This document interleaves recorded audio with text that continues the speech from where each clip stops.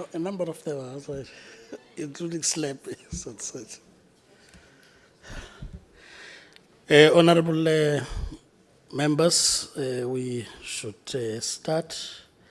Our meeting is scheduled to start at past. We do appreciate that there may have been delays with regard to transport, given the weather conditions outside.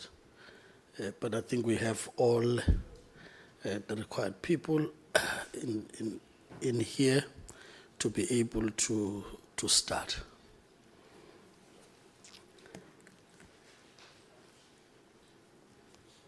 Let me take the opportunity, first and foremost, to welcome all honorable members present here today.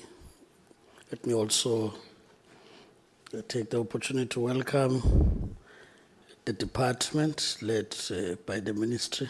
Deputy Minister Nemazinga Chabalala is here. The acting DG is here. So we really do appreciate, we do know that today is a busy day in that you are expected to be in the select committee in the NCOP 10. So they would want the minister there and yourself. You are also here, but also preparing to answer questions still today in Parliament. So we would understand indeed juggling around those would mean in some instances we will not have everyone in. But please still feel welcomed. And of course, the leaders of the entities, in particular the compensation fund, Ms. Fakir, and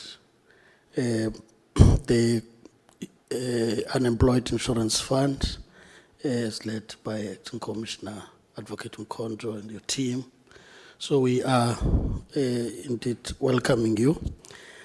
Of course, we must also acknowledge civil society structures. I think I saw PMG that usually takes notes and share for the public to also see. We regard that as also an assessment of the work we do as MPs, because they write about that. Fellow South Africans who are following deliberations of this committee as a committee of the National Assembly, Employment and Labour, in the platforms that are made possible by Parliament. So as we are to start, it is just to remind ourselves that this being the committee of the National Assembly, it therefore means that the rules of the National Assembly do apply in this regard. And we should just remember we are not in a virtual meeting, so it is not easy to just ask the ICT to mute the mic. Please just ensure that you follow the rules of engagement, that you would not grab the mic and proceed to speak. If you would want to speak, you'll give an indication until then the chairperson would recognize you to speak. You can then proceed to switch on your mic and proceed to speak. So all other rules will then apply, including those that relates to point of orders and so on. The good thing though is that we are meeting just a few days after we were reminded of the rules as part of our training as members, which would make our meetings, I think, quite easier to handle. With that having been said, we are, of course, today meeting to look at the budget review on the compensation fund and the unemployment insurance fund, the UIF, which is inclusive of sector plan, strategic plan, and annual performance plan. But what is important, honorable members and yourselves, Deputy Minister from the Ministry, it's to remind ourselves that this is a continuation of a discussion we've had since the presentation of the department's overarching strategic plan, and therefore we must see today as a component of that is still a contribution to that work. Hence, the alignment gets to be important. So I thought it's important that we remind ourselves of that we have already received such a presentation. There has been a review of that after the budget issue would have been clarified in terms of fiscal framework, and the committee has looked at that. So I'm starting from that point. The second point to make really is that members would have also read the agenda and also looked at the presentations we've had. So I thought I should clarify this before we even start the official meeting, so that the meeting is well guided. And as we usually do, once we start, we'll then indicate the time allocations that we would have done. So without really further waste of time, I want first to confirm that we are a meeting properly constituted, Committee Secretary, and the apologies that may have been received then full. Thank you. Thank you, Honorable Chair. Good morning to the DM. Good morning to the members. Chair, yes, we have the necessary quorum, and I have received the following apologies from the Honorable Minister, Honorable DM Sibia, Honorable Van der Walt, Honorable Mbele, and Honorable Mkwele. Thank you, Chair. Thank you, committee support. It's confirmed that we do correct to proceed. But then the point to look at is the apologies. And I see that from apologies, we also have members who are not well. We can only wish them speedy recovery in that score, so that they are able to still come back and discharge their duties. I hereby put the apologies and check if there's any objection in us approving the apologies that have been received. Of course, if I leave any, there will be an indication, but these are the apologies presented. I take it that there's no objection in approving the apologies that have been received. Thank you, honorable members. Well, without those, we are now properly constituted. I would then, just as a point of guiding the meeting, we will do what we usually do, Deputy Minister, that we give you an opportunity for your brief political overview in a way that infuses the introduction of why you are before the committee today and the areas thereof. Immediately after that, honorable members would want to take both the presentations so that we are maximizing our time. So we'll take the compensation fund and the UIF at once. Of course, looking at the slides, would indeed try and give the 30 minutes to the compensation fund, in that they would be able to raise salient points in the 30 minutes maximum. Ms. Fakir, you heard Max, right? So, and I'm also saying it to your colleague next to you, Advocate Mkondo, that yours will be shorter because the slides are also shorter. So 25 should do. So it's just a 5 minutes difference in order to allow you to really elaborate on the points you'd want to elaborate on. But the important point I've made is that members have received the presentation and have processed it. They would therefore cover in their engagement even areas you may have not covered where they have the interest.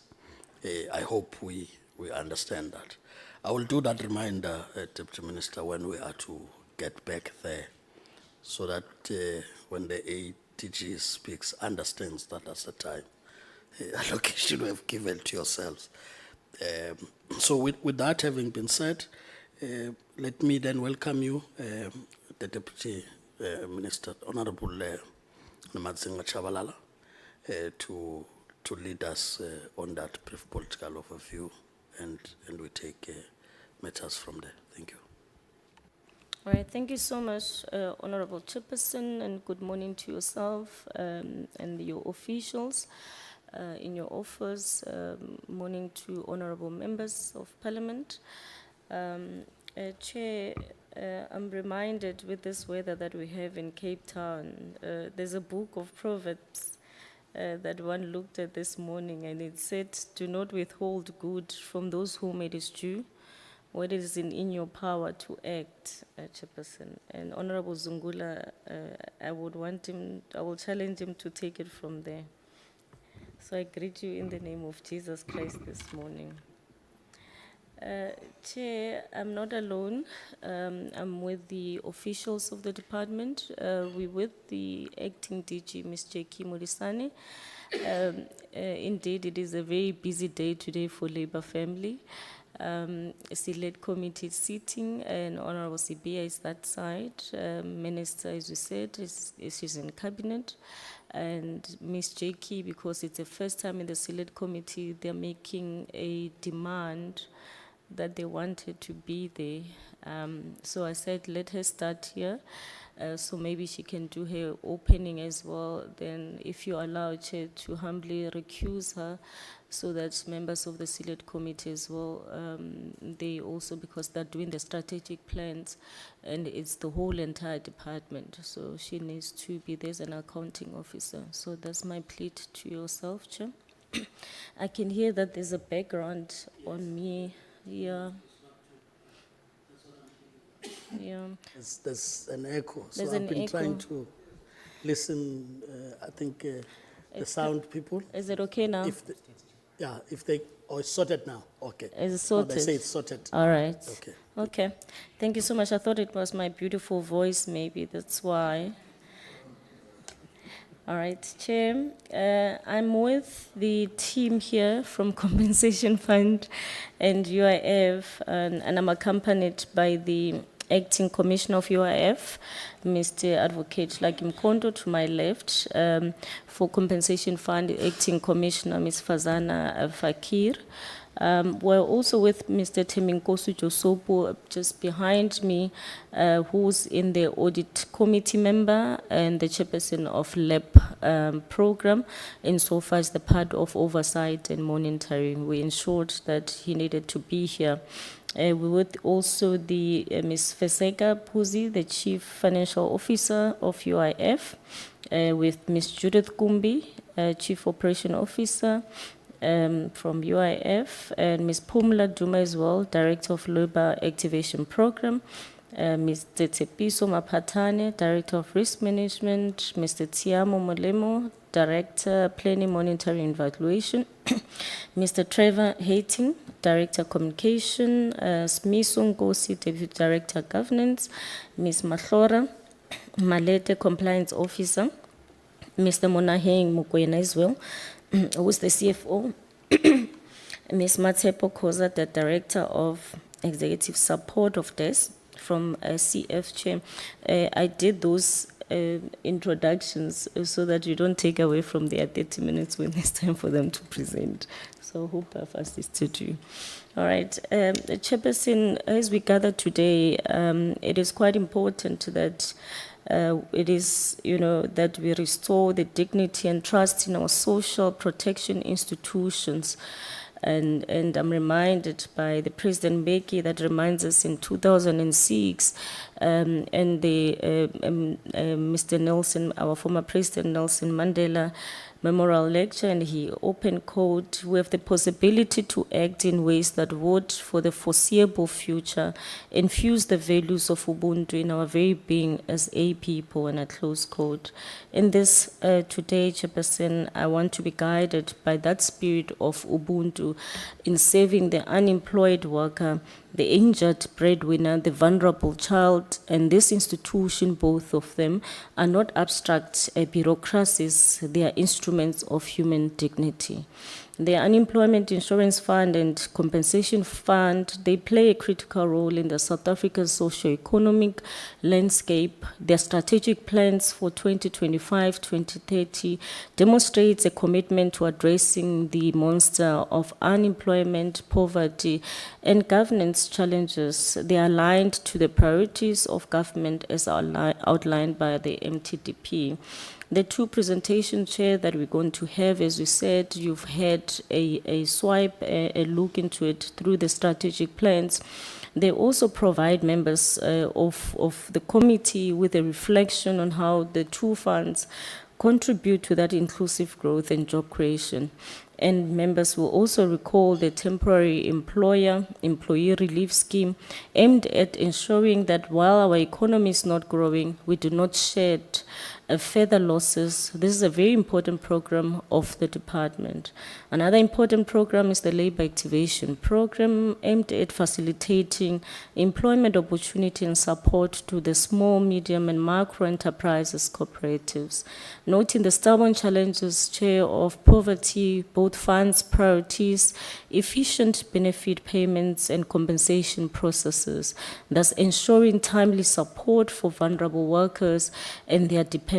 We are very deliberate in our strategic approach towards the reduction of poverty and that inequality, as this speaks to our expanded social security coverage. So we are concerned, Chairperson, with the challenges that over time we've been coming to the portfolio committee, and the question around issues of payments, and are we tightening our way, how we operate and ensure through the LAB program, including the TERS issues of the non-payment and late payment of stipends to the Incl customers, to our participants in these programs.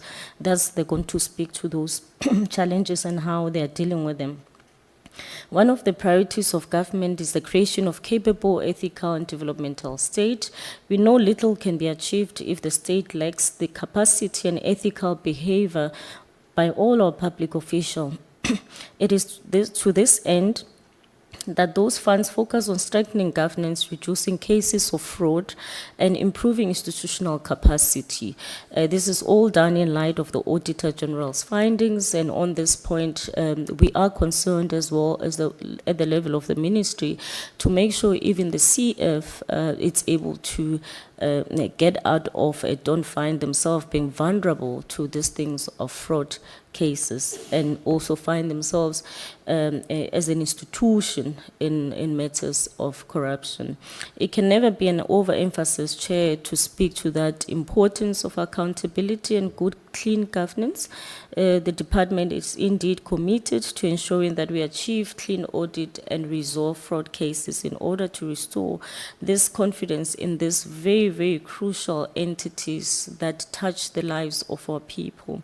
An honorable member in the portfolio committee will also recall that part of the findings of the AG has been centered around a total breakdown of internal controls, issues of accountability and associated risk of fraud. As I said, the point around the CF, and it's something that we are making sure that they zoom into that.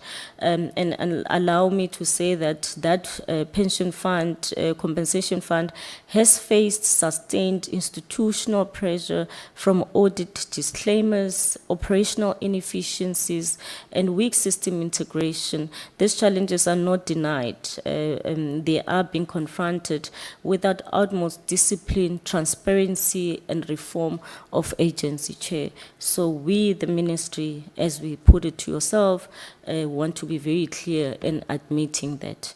Now, the Compensation Fund Strategic Plan 25-2030 FY, its performance really for 25-26 is developed through this multi-stage oversight-led process, reflecting a deliberate shift from administrative compliance to institutional repositioning. This shift is anchored in governance and accountability and service delivery, the impact informed by government policy direction, historical performance data, operational realities, and institutional risk capacity. And these priorities are underpinned by a strengthened internal controls framework and in a revised governance model, integrating the strategic risk, financial forecasting, and audit readiness. The plan identified 4 strategic focus areas. 1 being the institutional stability through consequence management, improve vacancy turnaround, and audit response. Secondly, the claims and benefit efficiency with measurable backlog reduction and workflow automation.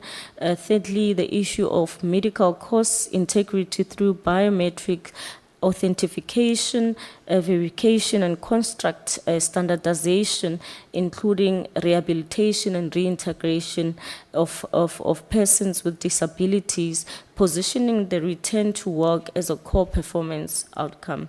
Despite this economic headwinds, including medical inflation rate, Chairperson, the interest rate volatility and pension liabilities to the fund's fiscal posture remains credible.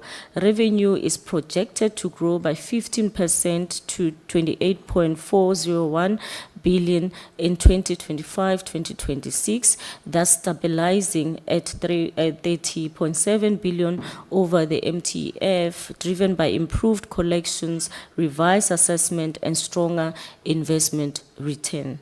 The issue of audit reforms is not a peripheral work stream. It anchors the funds to institutional recovery, and I must indicate, Honorable Chair, that a 4-pillar strategy being implemented to directly address the AGSA disclaimers, enable sustainable audit outcomes, being the governance reforms and the proposed transition to a Schedule 3A, as we all know, a public entity to clarify the authority and reinforce accountability, the matter of digital audit readiness through the digitization of core records and deployment of cloud-based platform to restore the audit traceability. And of course, they will speak more onto that. However, as I said, we looked and zoomed into this issue, the internal controls, renewal through the targeted interventions aligned to AGSA, the root causes, including biometrics verification, and the consequence management, revenue investment credibility, underpinned by the validation of over 800,000 employers' records, strengthened the PIC oversight, the integration of audit risk into the enterprise risk framework. Chair, let me also get into the UIF, just to say that, being led by the acting commissioner, Advocate Lakim Kondo, his team indeed is working tirelessly on transforming the UIF, the value chain, from automated registration to integration verification with CIPC, Department of Home Affairs, including the banks themselves, the modernization of the ICT, it's a full rollout, AI-driven adjudication, straight through processing in terms of the money, 91% of phase 1 and 84% of phase 2. The TERS funds are verified as reaching the rightful beneficiaries. The lab is also being repositioned, digital learner management, the issues of direct stipend payment, the audit improvement, the proactive quarterly reporting, the clean audit forums, debt recovery, it's matters that are underway to really stabilize the UIF and now also transform in that. So there is finalization of the unbundling, Chair, as we had come before yourselves and reported on the matter, and the CF into true, agile service-driven entities will be delivering, hopefully, and that's what we want to see, faster, smarter, paperless, via kiosk, mobile units, online portals. That's what we want to see. These two important entities being repositioned. The issue of the business case is being handled at the level of the ADG.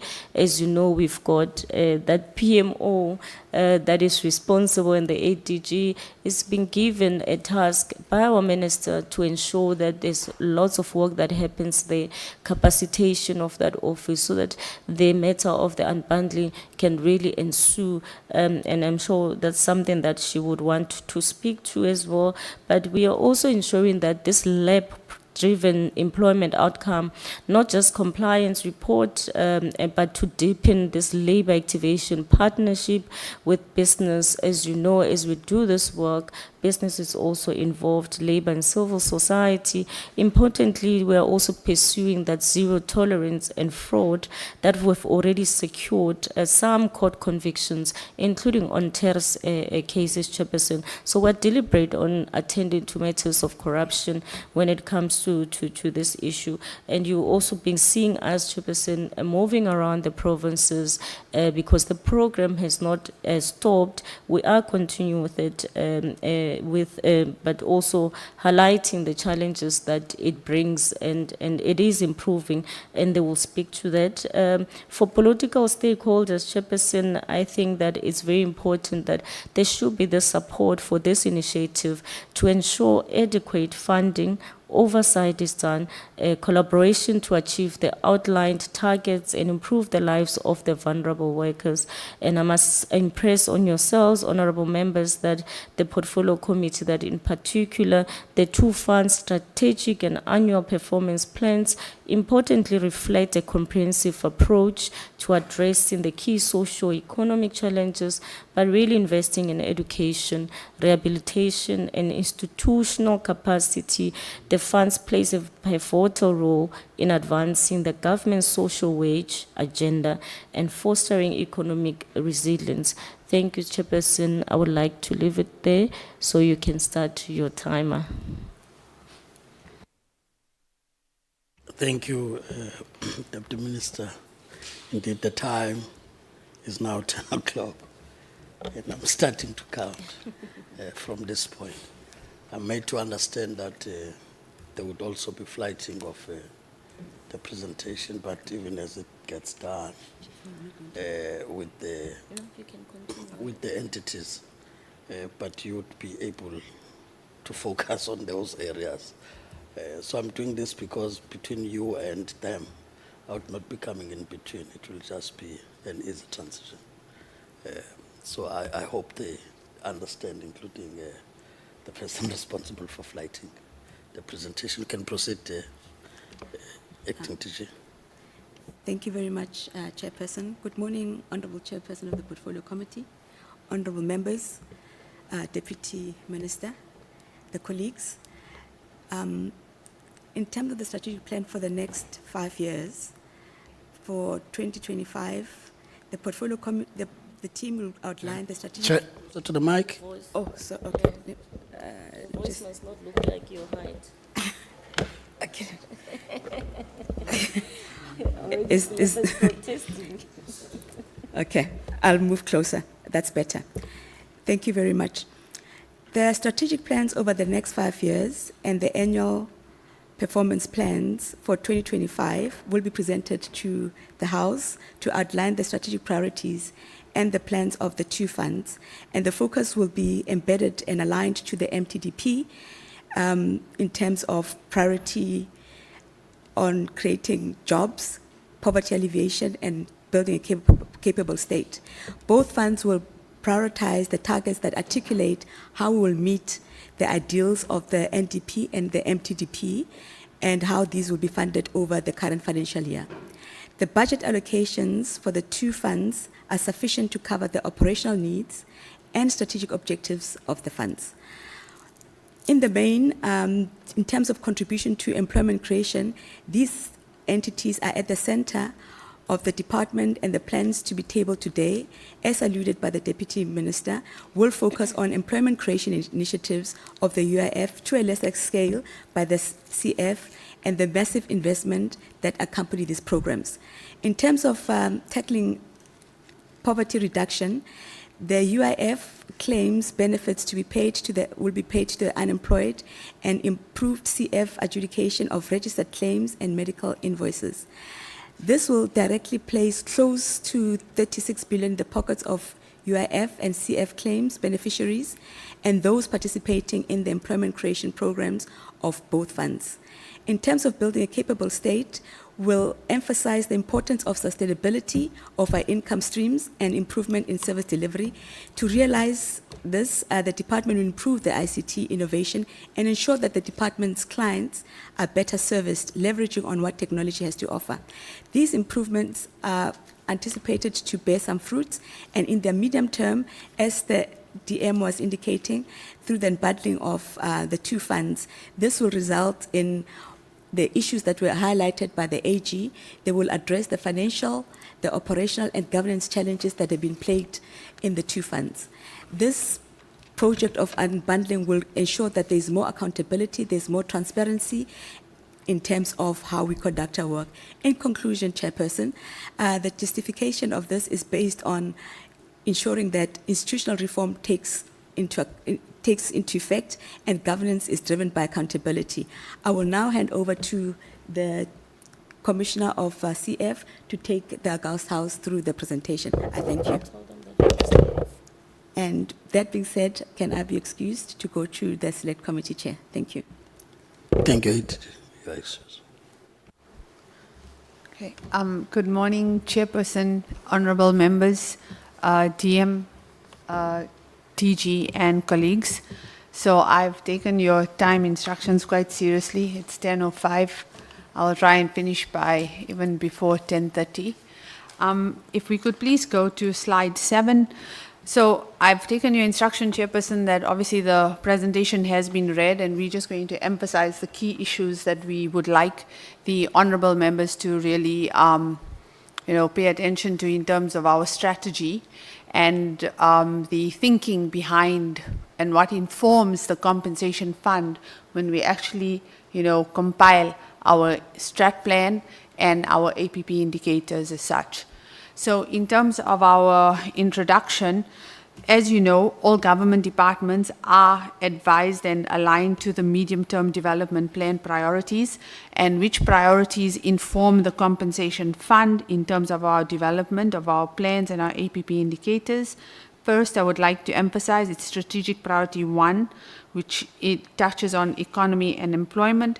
Strategic priority 2, which is to reduce poverty and tackle high cost of living, in particular Chapter 11, social protection and promotion of health for our injured workers, and strategic priority 3, which is to build a capable, ethical and developmental state, in particular Chapter 14, fighting of corruption, which is applicable to the compensation fund. Therefore, as you know, the fund continues to play a crucial role in the endeavor by government to provide social security. In the next slide, which is the strategic priority 1, inclusive growth and job creation. I know it's quite a busy slide, but I'd like you to focus in the last 3 rows because I want to emphasize which indicators we have developed to actually address this priority 1.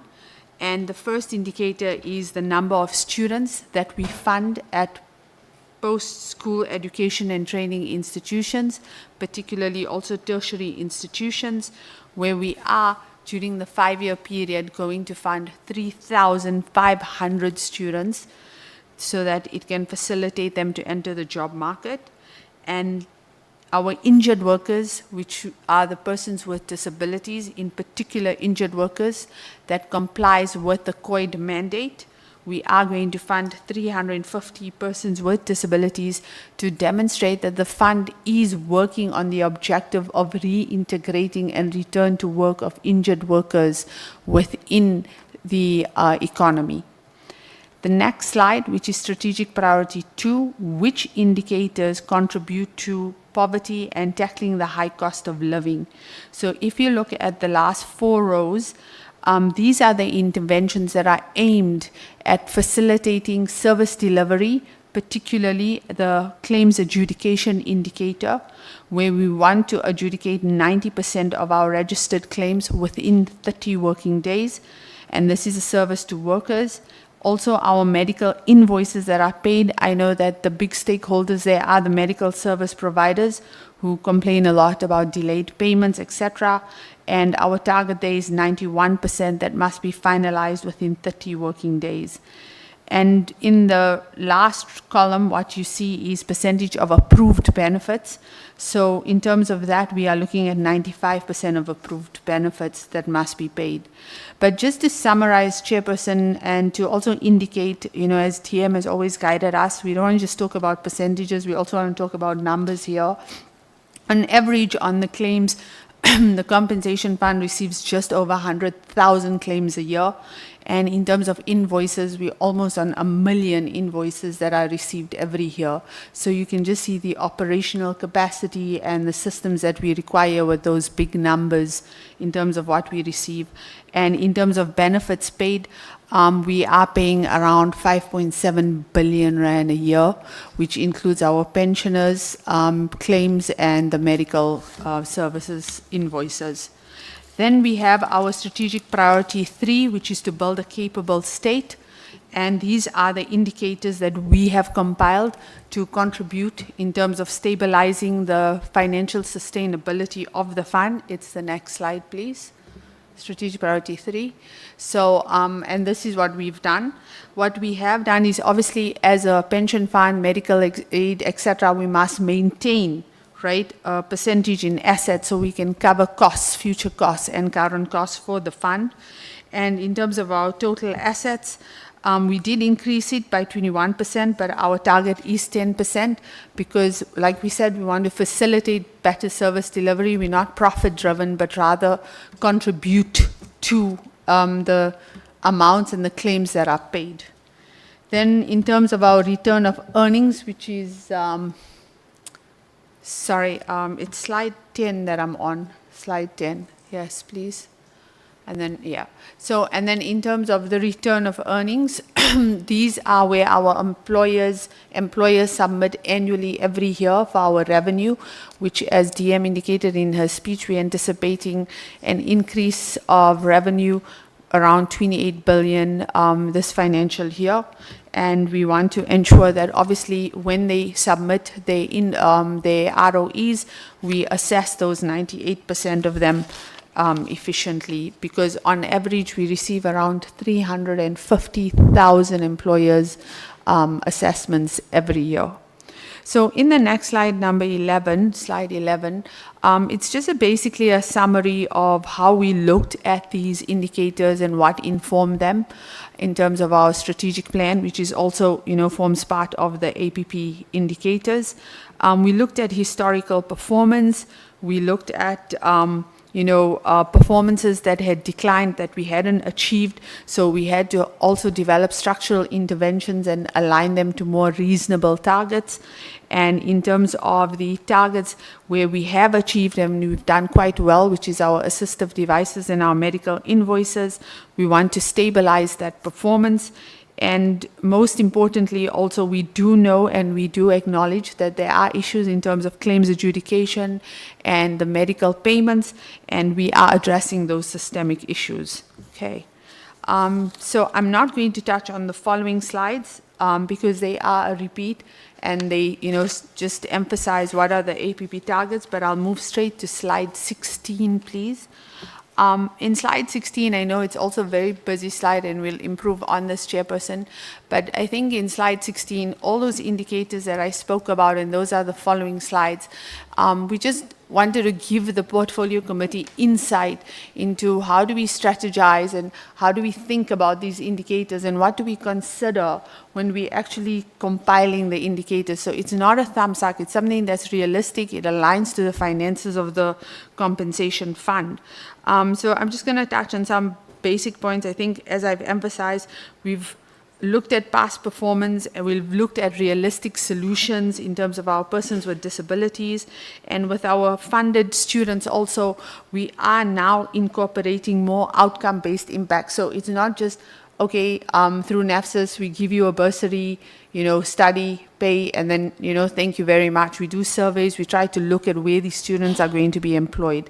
And then if we then go to slide 20, I think that's a good one to also look at in terms of capable and ethical, because I also just want to stress here, in terms of capable and ethical, obviously, we have to look at our capacity and our vacancy, and we've aligned that vacancy rate to the DPSA benchmark of 10%. And we are going to work, we do have recruitment plans in place to address this. And in terms of also the small, medium enterprises, which I know is with the PIC, we do have 100 million rand target, and that's also to stimulate the economy and also contribute to a capable, ethical and developmental state. So maybe in summary, what I can say in these slides and what they reflect is obviously what are the key things that affect the fund. Number one, fraud. Right, so we've invested in biometrics, and we're implementing the biometrics project with a target date now of 30th June, specifically for financial functions within biometrics. And the other one is the account verification system, where we want our banker to now verify accounts to ensure that the money is going into the right person's account. And then also our ICT, I think ICT, I don't want to moan the issue. We're all aware of the infrastructure, etc. But I think as DM has pointed out, looking at cloud assessment and investment within ICT. If I can please then go to the financial and fiscal performance. If we go to slide 25. So in terms of slide 25, it just demonstrates to you what did we consider, obviously, when we compiled our budget. We do know that the economic outlook for South Africa in the 25-26 financial year is not as good as we want. We know that fiscal revenues are weakened, there's a high unemployment rate, there's slow economic growth, etc. And also we did look at our assessment of our revenue, what structures are we putting in place to improve employer compliance, and also performance of our investments. And then most of all, medical inflation, since we have to pay private healthcare service providers, with medical inflation being considerably larger than your CPIX increases. If we can please move to slide 30.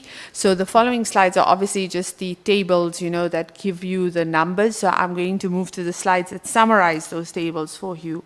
So as Deputy Minister pointed out, we do have a positive view on revenue in the fund. We're seeing a 15% increase in total revenue, which is reaching 28 billion rand and will stabilize around 30 billion at the end of the 5-year period.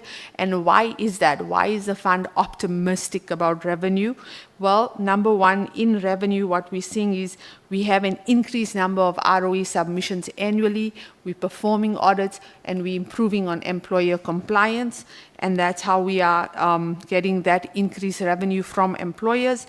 And then number two, it's actually our investment income. So yes, I understand on investment, the unlisted investments, the SRIs, has always been a hot topic, but we are lucky at the compensation fund. We took a conservative approach towards SRIs. When we started investing, it was around 3 billion, and yes, we've had losses there, but our value, I think, is around averaging around 2 billion with the losses. And upon instruction, also because of those losses, we've implemented the moratorium, and the moratorium is currently in place until we control all the risks in terms of SRI losses. So we've not lifted that moratorium, it has stayed in place. Next slide, please.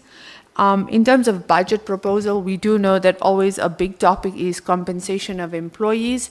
So what you see for allocation in 25-26, you see 1.8 billion rand, which is an 8% increase, right, from 24-25. But that's due to remember the moratorium from the DPSA on vacancies, which has now been lifted. And so now the fund is targeting on our head office fulfilling all those 100 vacant posts, but also what has contributed to this increase is not just the vacancy, it is key budget assumptions like your adjustments for your cost of living. We've also factored in, public service wage agreements.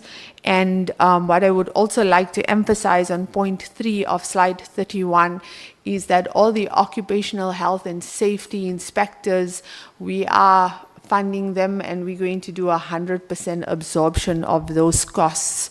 And those IES inspectors are based at Dell, but just to emphasize that it is the compensation fund that is funding that program. Okay, on the next slide, slide 32, I would just like to maybe look at what are the key drivers of budget reduction.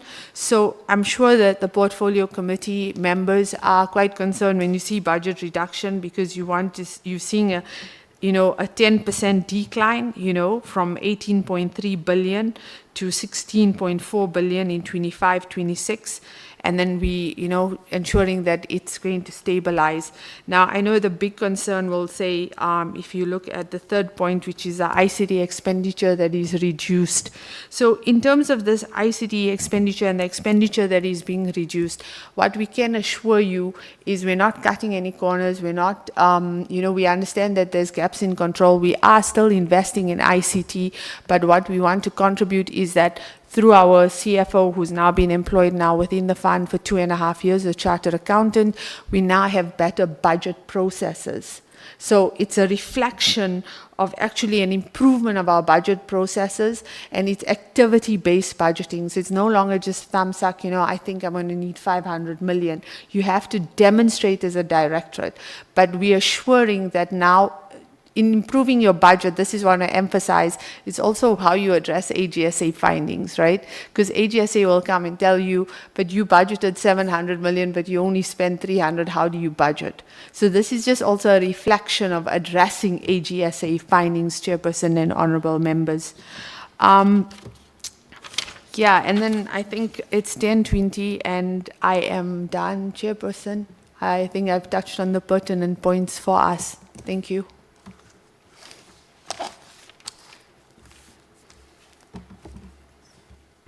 Advocate, the minutes are not donated to you, right? I hope So so, you have Chair. only got 25. I hope so. Thank you very much, Chair, and good afternoon to members. Good afternoon, DM, and our deputy ministers, and our DG and the minister in their absence. Chair, thank you very much for the opportunity. The UIF appreciates this opportunity. Chair, we will go straight with your advice to slide number 3. Because slide number 3, Chair, is our statement of intent. This is what we want to do as the UIF and how we are going to do it. In doing so, Chair, we are aligned with our NDP and the MTDP. 3 priorities that we are working on, Chair. Ours, in terms of from chapter 3, we are trying to make sure that the inclusive growth and job creation, that's where our labor activation comes in. So in doing so, Chair, with a slide that just members looked at, we now want to move to slide number 12.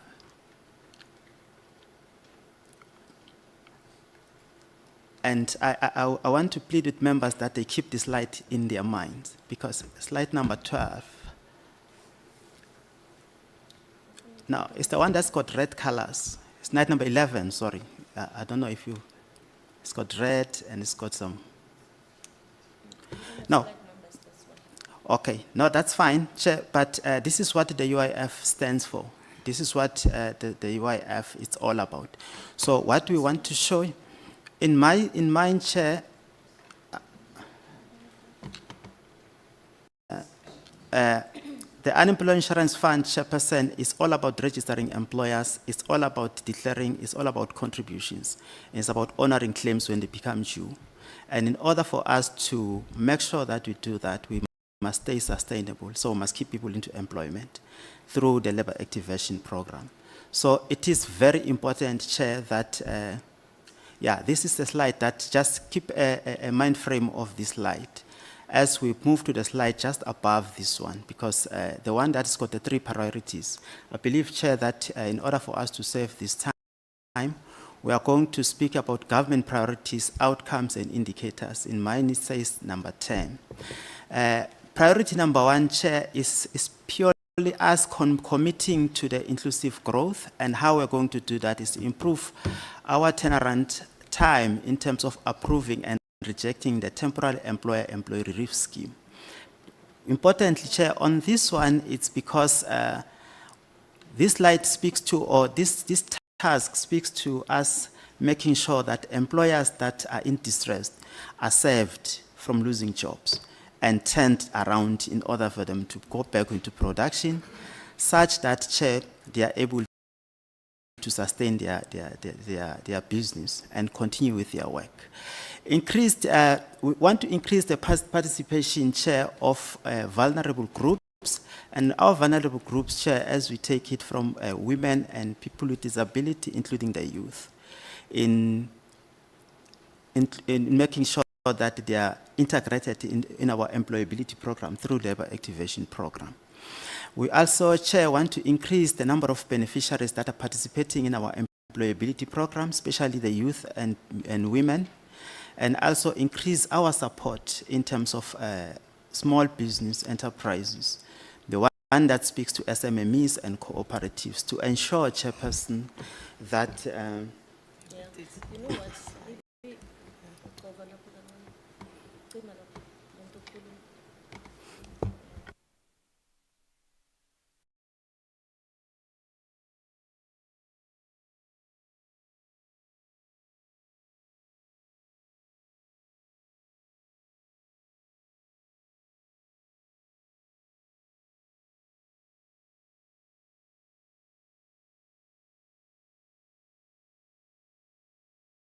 the CFO is going to direct it, and Chair, and without. Wait for members to get to where you are, otherwise we're going to lose them. Let me go through the slides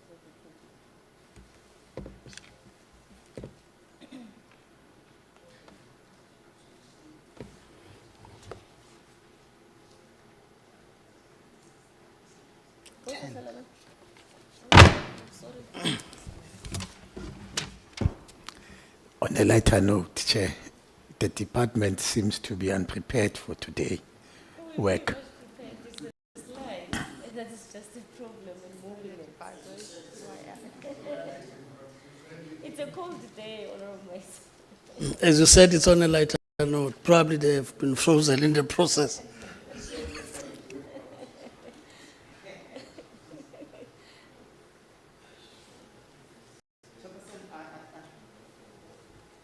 CF was so quick that It was were not quick, ready. Chair, and now I believe we have aligned. We have aligned, Chairperson, and I was on your far right, bullet number 2, where we say we want to increase participation of beneficiaries into employability programs.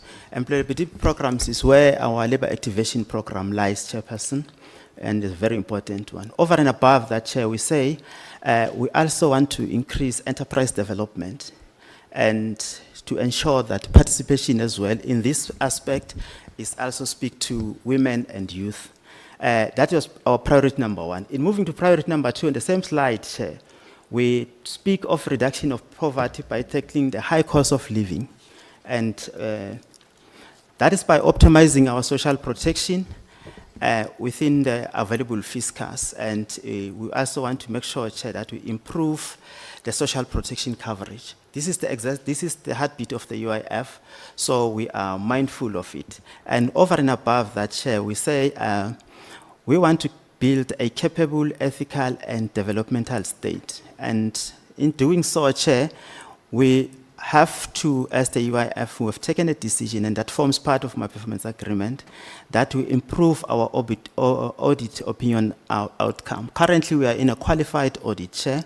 We are working towards making sure that we go to unqualified audit outcome. Currently, we are under audit. Over and above, Chair, we say we want to make sure that we improve the resolution of cases of fraud and corruption. And in this, Chair, we're saying we've got two sets of fraud and corruption that we deal with. We've got a simple one, and then we've got a complex one. So we've got timelines for each of these two. And also to make sure that we improve on paying our service providers. The turnaround time, Chair, it's important because mainly those service providers are SMMEs, so we must pay within the 30 days that is aligned. Over and above that, Chair, we are saying strengthening institutional capacity of the unemployment insurance is of essence, and also improve compliance with and ensuring that strategic assets are allocated as per the mandate of the Unemployment Insurance Fund. That is by ensuring that we do not have vacancies so that we support this mandate. Currently, we are at 3.5%, and we intend keeping it that. And we must also say that we kept it at this level even when there was a moratorium. So, Chairperson, I want us to, as we prepare to close, Chair, I'm just hopeful, CS4, that your slide number 19 is aligned. Because, Chair, this is where we speak about the numbers, yes. The numbers that we want to do to make sure that we improve. Company registration is important to the UIF because that's where we generate our revenue. So we intend, Chairperson, maintaining the 100% registration rate with complete and accurate verified information so that these employers are able to contribute towards the workers. In paying of these benefits, therefore, Chairperson, we are moving away from the 68% that we were at within 3 days to say we want to achieve this in this fiscal year to 95%. Payment of valid claims to our beneficiaries so that, Chair, they realize the social protection that we speak of. Unemployment benefits, Chair, in terms of our in-service benefit, that's where our illness belongs. We want to also make sure that the maternity as well, Chair. You look at what we did from 98, with 9%, we're moving it to 98% to ensure that there is a response by the UIF in ensuring that benefits are paid on time. Important, Chair, is the deceased one. This is a very important one for the UIF as well. From 96.68%, we want to move within 20 days to move to 98% within 15 days so that the distressed families are able to live life as though their loved one is still around. We'll then, Chairperson, move to slide number 22. Slide number 22, Chairperson, speaks about the audits that we spoke to. I wish not to repeat, to say that we are moving from 75% to 100% audit outcome that we were in. In the complex cases, we are moving from 86% to 95%. That is within 365 days to 90 days. This also includes the fusion center that we work with. Honorable Slipper. Chair, my apology. I think we are having a challenge here because the presenter, the numbers, when comparing to the slides that we've been given, is not the same. Then now we're saying it's on 22. On my gadget, I'm on slide 20. Then we are getting confusing there. With the same information. Yes, because the numbers, Okay. the numbers are a bit contradictory. We note that, Honorable Slepe, that the numbers may be different, but the information is the same.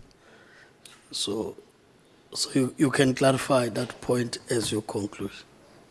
Yeah. Thank you, Chair.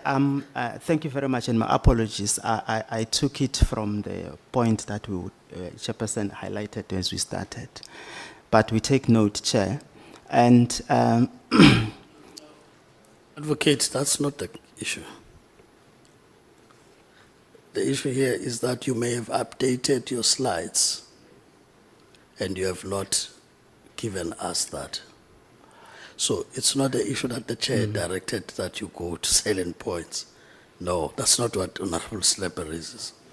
The point he's raising is that for him to follow the discussion, is that what you are raising in him is 20, and he is not sure then whether you have got another 22. That is not speaking to what he has as 22. That's why I'm establishing with him whether from a content that's shared, it's the same, it's just that it is the slides that are different, right? So clarify that point, as I say, as you move towards the points you need to make. Thank you very much, Chair, and my apologies for not getting the question right. But Chairperson, I accept that the numbers have changed, and apologies that we didn't update the slide on this side. But Chair, I think as we go down with the presentation, we then see how we reconcile the numbers to the same number that we have written. So Chair, I'm saying that I will also look at it and then address it with the member chair through you. I note slide number 20 that we are talking the financial year 2025-2026, that 95% of the penalty claims that we intend to pay in 10 days. That's what we are. And then we are saying that we are maintaining that in the next financial year, and then towards the financial year 2027-2028 to make sure that we improve on valid claims that are being paid, and then we make sure that the invalid claims, that's where the discrepancy will come in, that the invalid claims that we wish to correct them with the member Yeah, of just society. there's a point of order there. Just hold. So, Chairperson, if Just I were hold. to... Chair, I wanted to make a suggestion, because I thought that maybe it's me who's having an old document. Yeah. The problem is that the document has not been circulated. If it can be given to secretary so that it's shared, yeah, it's not late to say it. Otherwise, he'll continue to speak past us, because we want to catch up with him reading, but what he says is not what we have. Yeah. Yeah. No, I think it can be done quickly. Let's ask the Deputy Yeah. Minister to assist, because we don't seem to get the point across there. Thank you so much, Chair. Let me help Yeah. the advocate. I think perhaps it's in the manner how advocates, when he speaks to the presentation, I don't know, I can make a typical example, Honorable. Maybe we can go to slide on my one, it says 23, because that's where he was. Let's just go to 23 there and check if Honorable Members has got slide 23. Is it the same as what is flighted with what you are having?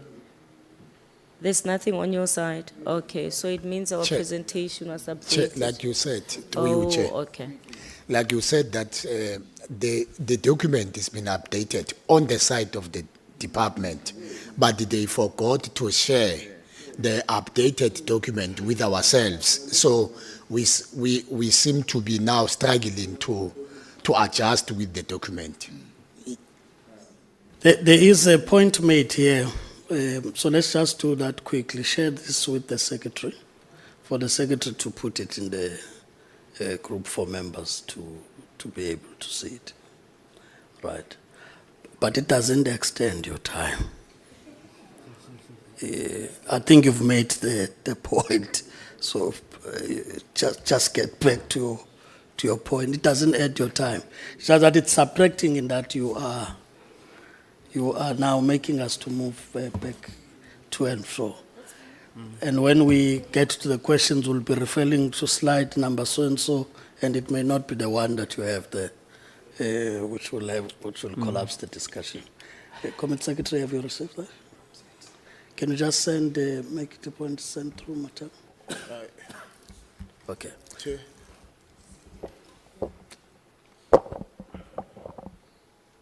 Can you make sure that's done? So that as you make reference, we now know. Otherwise, we'll do a start and stop all the time. So Don't worry, I've kept where you are in terms of time. So we'll only allow you to finish up the minutes left. Honorable Slepe, we Chair. are trying to address that now. Yeah, but just to make note of this is very wrong. The whole department preparing the presentation in our midst, that shows some laziness from them. They can't pick up this thing, all of them. Don't they like review every presentation? Like they show that they were not ready and prepared for this presentation. They just took what was there. This is wrong. We can't have this. That's why they are failing to create employment. It's because of this. They cannot prepare for a mere presentation. How can you run the country failing to do this small thing that is your daily job? You can't be doing this to us. We are having people that are accounting to us. We need to get something that is proper. This is wrong. I saw by Deputy Minister when starting to call the advocate that something is not right here. I think she was not following. She couldn't tell him in front of us because the mic was switched off. That's why. Now this is the result. We can't have this. It's wrong. Honorable Slepe, like we've said, would try and get, before we move forward, try and get that shared properly. Advocate Mkondo, you understand that we will not accept this, as we do not accept it now, but we will also not accept it in the future. That we now have to stop a bit because we have to allow you to align your documents. Once you update the information, you have to update those that have also processed that information. Otherwise, we'll ask you questions that you've answered already in other slides. So you get what I'm saying? And then it would look like we have not read. When in fact, what comes before us, we process it thoroughly. You'll hear from the questions that we do process what comes before us. Are we winning?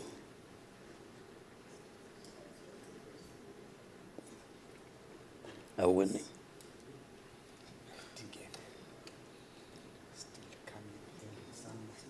Okay. What we'll do, honorable members, in the meantime, because the thing is that we are the ones who have convened the meeting. So we'll not collapse our meeting. It's our meeting, Honorable Slepe. So we will not collapse the meeting. We have had a presentation from CF, and that presentation is in line with what we've received. We would stop at this point with regards to the UIF to allow you to do that. But in maximizing our time, is that we are now going to engage the CF presentation so that we allow UIF to sort out that matter that they need to sort out, right? So, pardon? No, the UIF is the one with the struggle of the presentation. So this is what I want to suggest so that we don't stall the meeting. We'll then make an assessment once we are done with that engagement, whether to proceed with the UIF or send them back.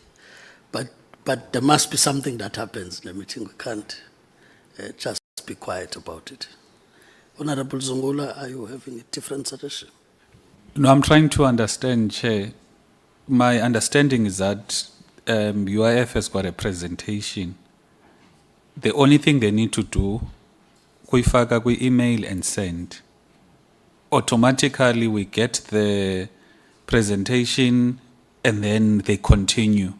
Now I'm trying to think, Chair, if we're now going to engage and then come back for them to finish, whereas it's just something as simple as sending an email. It looks that simple. We have been trying that in the past few minutes as you are here. So, so I'm just saying, I'm now using, honorable members, the discretion of being the chair now, that we can't wait for an email. Right, so the issue here is that, maybe just to simplify, Honorable Zungula, is that if the update to the slides is such that there's information that we have not processed, there's a bit of a problem there, because we'll be referring to different slides, and the information on the slide they're referring to, it's no longer valid. So the thinking would then be that as we engage and we get the info, you can easily try and refresh, so that when we get back to them, we can make a determination. But what we also don't want to do is to hold the meeting because of technical glitches, because I will not understand why the email can't come through when we are connected. So with that having been said, honorable members, let's just make it a point that we can at least continue. Otherwise, South Africans will be asking us, why are we convened then? If we do not engage, at least that is engageable before us. Right. So in that score, I will take members that would want to engage on the CF presentation that has been made.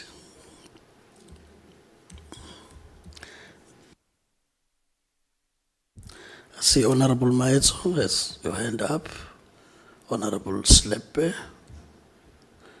Honorable Nkopane. Have Honorable Zungula. Let me take those hands in the meantime. Okay. Honorable Nosale. On the CF, the Honorable Maetso. No, thank you, Chair. I think that your ruling has at least assisted a lot, Chair, and greetings to the DM and the department, including the two entities, the CF and the UIF. Chair, we indeed received the presentation, and Chair, I'm not going to waste time because I've went through this presentation of the CF, which is the compensation fund, and I have specific questions to ask from yourself, Acting Commissioner. In terms of the presentation, I think that is quite, this time around, we must applaud you that at least there is work that has been done. And therefore, the question will be, what are the specific programs that has been made in resolving the audit disclaimer? What are the timelines for full resolutions? And then number two, will be given the high administrative budget, what strategies are in place to ensure cost efficiency and value for money? And the third question will be, are there any specific programs within the CF strategic plan that are dedicated to facilitating the re-employment or reclaiming of injured workers in a shop floor or workplace? And the last one is on the basis of the specific initiatives or programs that the CF have in place to support quieter beneficiaries who are unable to perform their work duties due to permanent injuries. And how are these initiatives designed to promote their rehabilitation, social integration, and ongoing well-being? So these are the questions which I would like the CF to further clarify us in as far as the presentation is concerned. But so far, there is a light at the end of the tunnel. Thank you, Chair. Thanks. Thank you, Honorable Maitso. Honorable Slepe. Thank you very much, Chair.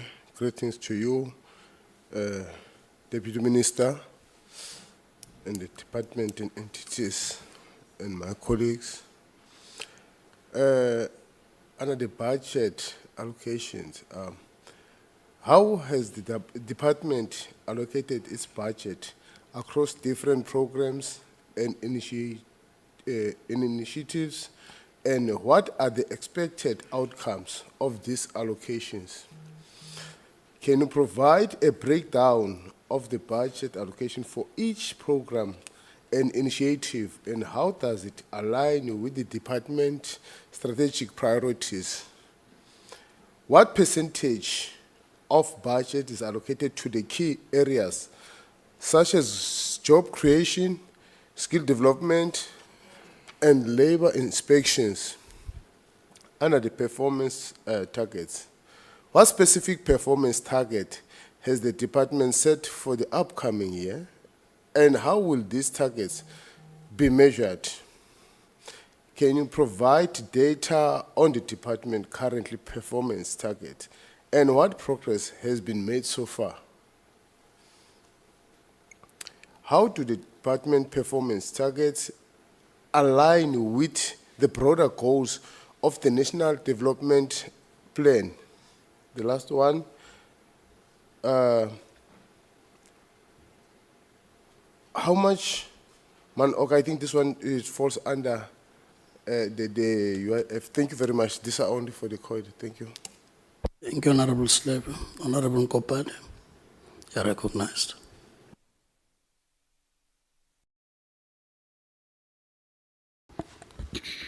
Thank you, Honorable Chair. Greetings to you, the DM and all the members of the Portfolio Committee and the teams that provide technical assistance to both the department and the Portfolio Committee. Chair, with the compensation fund, the strategic plan and the APP presented demonstrate a concerted effort to enhance institutional capacity, improve service delivery, and ensure financial sustainability. All these plans emphasize efficiency, stakeholder accountability, and strategic interventions to address issues like claim adjudication and benefit payments. However, they fail and fall short in explicitly aligning with broader socioeconomic challenges such as high unemployment rate and the need for inclusive economic growth. Now, my question is, how does the compensation fund plan to leverage its existing resources, capabilities, and partnerships to align with and actively contribute to broader national employment strategies? That's number one. The second question, Chair, would be, what mechanisms are in place to monitor and evaluate the socioeconomic impacts of the fund interventions beyond injury management? Thank you, Chair. Honorable Kopane, Honorable Zungula, you are recognized. Thank you, Chair. Greetings, DM, the department, and thank you for the scripture. Thank you so much for the scripture. DM, when it comes to the compensation fund, there's the slide where it speaks about the SMMEs, and I'm biased towards SMMEs because when it comes to creating employment, they are known to be the biggest creators of employment. Now, there is only 100 million that has been allocated to the SMMEs. I want to understand, why is it such a small amount, considering this, the impact SMMEs have when it comes to job creation? Secondly, the question of ensuring that the inequalities are reduced via SMMEs, because the issue with our economy, it is that it is dominated by very big companies, and these big companies have got such a dominant share in terms of government contracts and access to government business. Now, SMMEs are strategically positioned not only to create employment, but also to reduce the inequalities. But practically, if only 100 million is allocated to SMMEs, in my view, it is a problem, because it speaks to a government that talks left but walks right. Now, are you also able to advise, in terms of the percentage, how much percentage of this 100 million versus the budget for the CF? And then there's three items that were not achieved. The first one is the PWDs, whereby it was not, the target was not achieved. The claims that adjudicated within 30 days, they were also not achieved. The approved benefits that were paid within 10 days, also it is not achieved. So for those three targets, I want to understand what led to the failures and what steps practically will be done to ensure that the targets for this year will be achieved. And then the last one, Chair, the specific reference to the NDP. Now, the issue that we have with the NDP is that on paper, there'll be certain targets. For example, when it comes to unemployment, it will have a target to say by 2020, the unemployment, according to the NDP, the target was 14%. But sitting here in 2025, the unemployment is sitting over 30%, whereas the NDP's target was 14%. Now, it raises questions as to, is there a mechanisms to ensure that when it comes to the NDP, when the targets are not met, either they are revised, or maybe there's an admission from the government is that when it comes to all of the indicators of the NDP, it is a total failure, because it can't be that according to the NDP, in 2020, the unemployment was supposed to be 14%, but in 2025, practically, the unemployment, it is sitting over 40% when it comes to the expanded definition.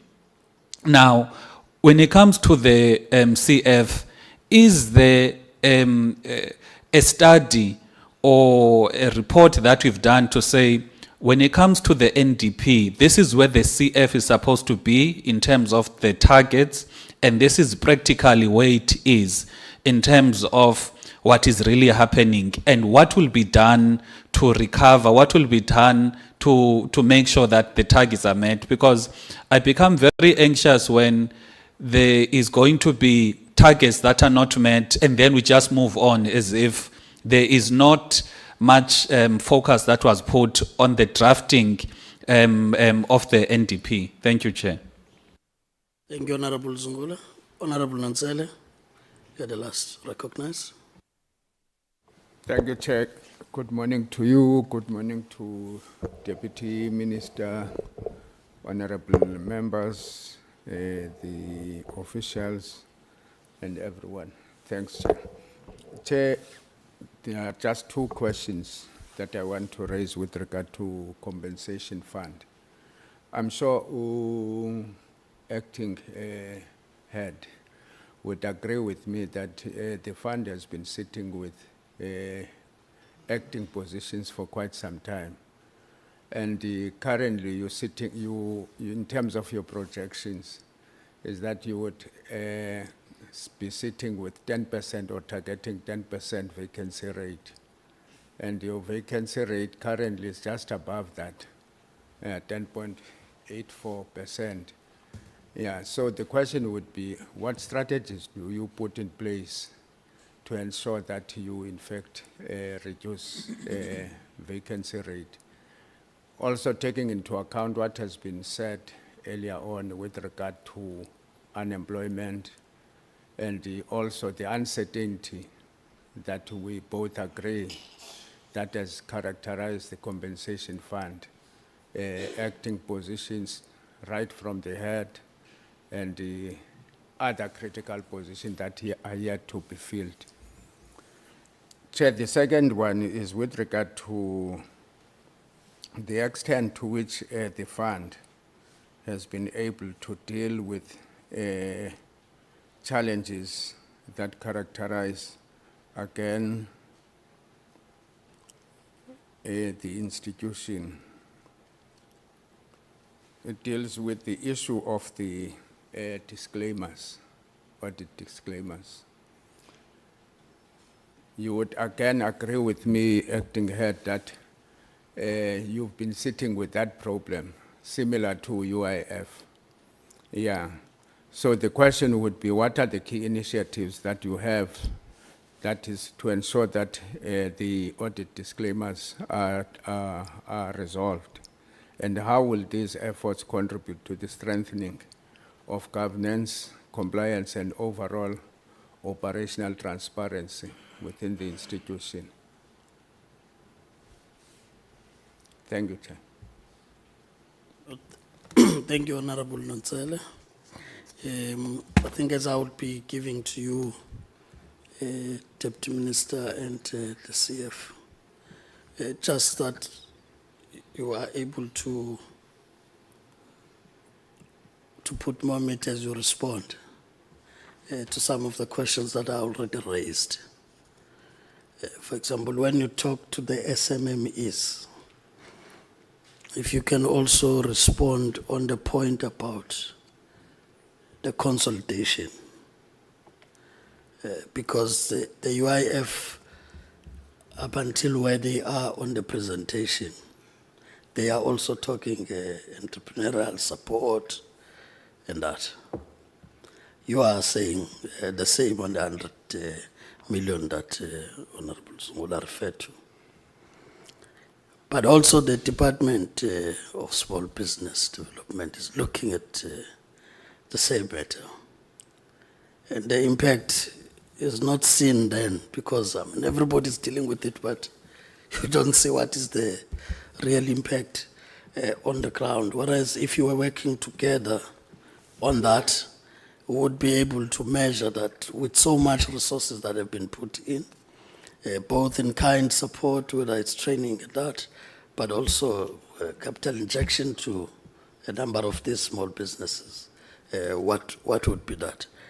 But the second issue that relates to it is that part of the problem with regards to the AG side of things is the audited financial statements problem, because as you said, PIC gets to be involved in this. So there's been that issue, especially with the unlisted. What is it that is done differently now to ensure that a noble program of trying to have an inclusive economy in the true sense, but it's not defeated by these administrative issues that then follow? Because it shouldn't be that if something good is done, there will be something that talks to questioning good governance or ethics that go with it. But we should have it both sides, that it's both ethical and everything else, but it gives us the results we need to have that inclusive economy. So I just thought when you respond to that SMME one, you are able to also speak to that. Then the part about the inspectors, maybe you would want to explain this further, that the 100% absorption, you mean existing inspectors, not because you are looking at new inspectors, because then if you are looking at new again, it will be that question whether this also talks to the 20,000 that you were speaking to, so that we are sure what we're talking about there. And maybe lastly, on the ICT, I want you to still confirm this point, that it is not merely to show the Auditor General that you are not spending more on ICT, but in fact it's about the efficiencies where probably you would over budget for it, and when actuals are looked at, necessarily you are saving. So this is important from the point that the ICT has been raised as a problem. So the moment you talk about cutting it, it leaves this thing that you don't want to turn the corner when the world is moving automation almost on everything. And surely those beneficiaries would want to see that once I put my claim and there's a 5 days turnaround or 10 days turnaround, I can follow it through technologically. What is the status of my application? So I'm just saying, as you respond to these questions, please also speak to that. And like you said, percentages, the DM has already said, put money to them. Just last point on, I think it's 26 and 28 of 37 put together, where you talk revenues. There's something about administrative contributions by employers. Administrative contributions by employers, right? Probably just an indication of what informs those projections, because at one point it looks low, but at another the income seems to be very high in a way that is quite disproportionate to how you'd look at such projections, which is the same as other revenue that you've put up. Because at the end, when you look at overall figures, it shows that increase, but there's a lot of ups and downs in that regard. So I just thought you should, as you respond, comprehensively also cover those points so that one doesn't come back to clarify them, Deputy Minister, and that they can be clarified just in the beginning. Thank you. Over to you. Thank you so much, Chair, for the questions. Truly appreciate them. Let me rather allow the administration to respond. There's just some few pertinent issues that were raised to myself on matters of the states, the unemployment rate, the NDP, that I think I will then speak to. But let me hear them in their responses so that we see if we are satisfied with that. Can you? Okay, thank you, Honorable Chairperson and Honorable Members and Deputy Minister. So with the first question from Honorable Might, so I hope I'm saying it right now. Apologies, if sometimes I can't hear, Chairperson, you're very soft, sorry. So I'm like thinking, am I getting the name right or not? Please don't kill me.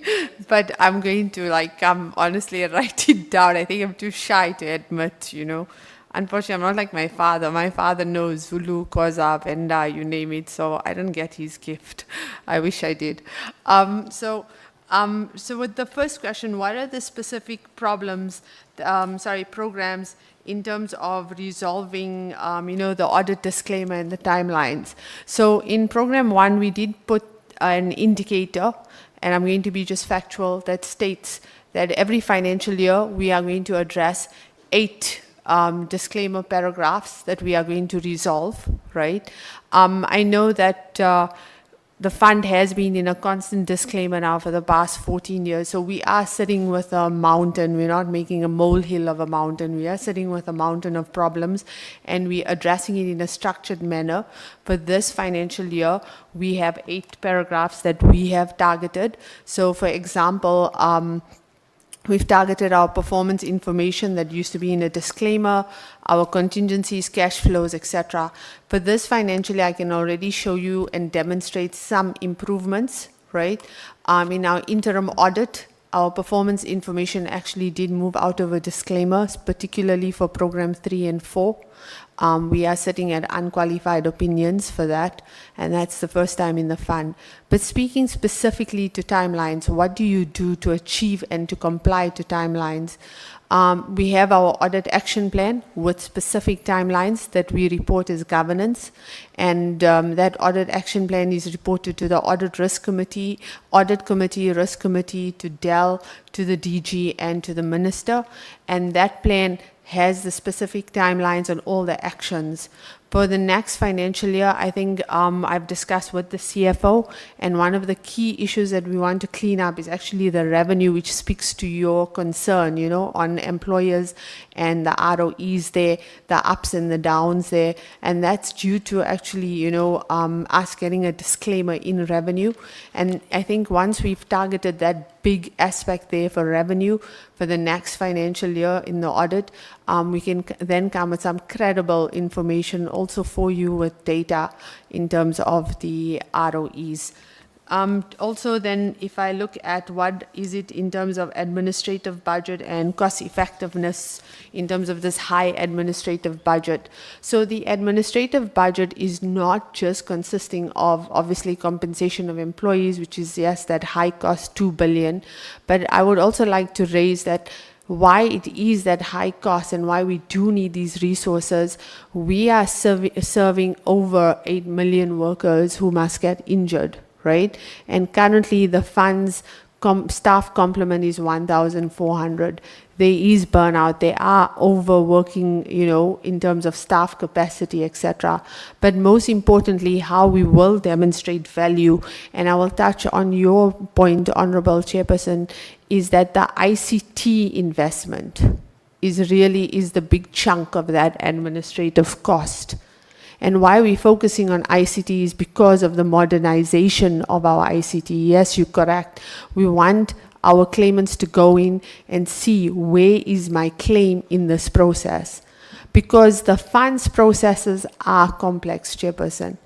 When you have a severe injury, it sometimes takes 2 years to get a maximum functional medical capacity so we can determine what is your percentage of disability.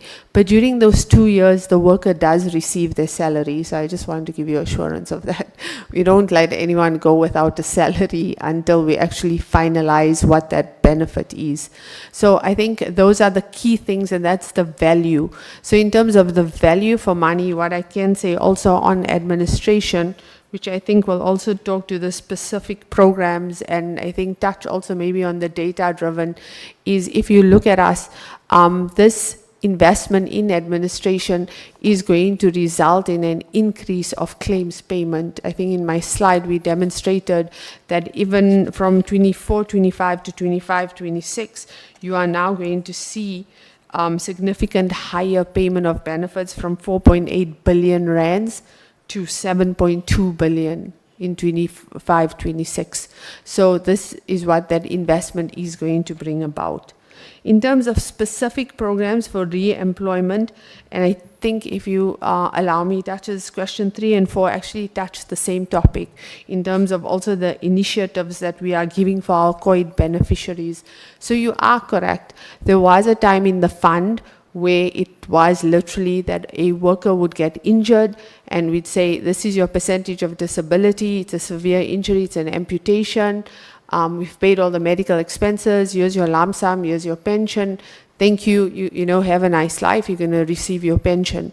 However, with the establishment of Program 4, 7 years ago in 2018, and that is how I was employed in the fund as the Chief Director, Rehabilitation and Orthotics, we have introduced programs that we are now proactively involved in our pensioners and in our injured workers. How do we do this? Number one, we have actually funded, over 300 injured workers in the past 7 years for, for vocational rehabilitation training. We have good stories in terms of entrepreneurship. I can send you an article that we wrote through Mr. Wababa, then have some testimonials there that exhibit. And number 2, we are taking active case management also in terms of the severe injuries with our rehabilitation program, where we're working with employers to get persons with injured workers with disabilities returned back to work. And we are demonstrating success, although it's a fairly new program, we are improving on those targets. And I would say also, not to blow our own horns, I think we're pioneering also the people with disabilities, the access that they should have to education, training, and employment by the fund. So I think that's, and also can I just add, in terms of support, there's another benefit that we also give our pensioners.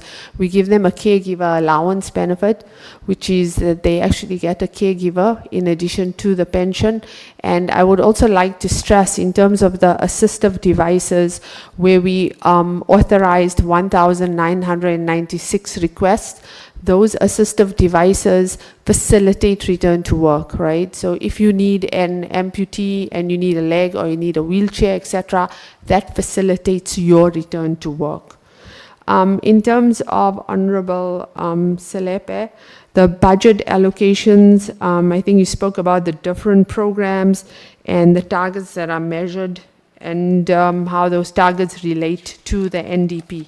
So I don't know if you have my presentation open, but if you look at slide 33, slide 33 does demonstrate the budgets per program. So if you look at our big budget in terms of service delivery, I'll take out program 1, which is administration. Program 2, COID services, you have 2.3 billion there. That's 2.3 billion for our 25,000 running pensioners that we have that are permanent beneficiaries.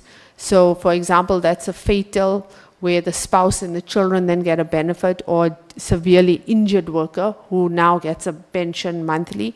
On average, we pay 110 million rand a month for that, for those 25,000 beneficiaries. And then in addition to that budget, you'll have injuries where it was, somebody who slipped at work, is booked off for a month, etc. And we then pay the salary of that employee while they are booked off work. So we're talking 2.3 billion in COID for beneficiaries, for workers, that was paid. And then also medical benefits. We've paid for medical expenses. What we are going to pay for 25-26 is around 5 billion rands. And then what I'd also like to emphasize for you is that under program 4, for the past 5 years, for the last strat plan, we funded over 5,000 students at universities, and we still have those continuing cohorts with a budget of over 500 million rands a year for those youth. And the youth, and this is where also I think it touches on the first question, that's the other value that we do. We actually target dependents of injured workers for the bursaries. And we actually pay their, their student fees, their stipends, etc. So you see, it's that value of saying, it's you injured, do you have children, how do I take you out of poverty, right?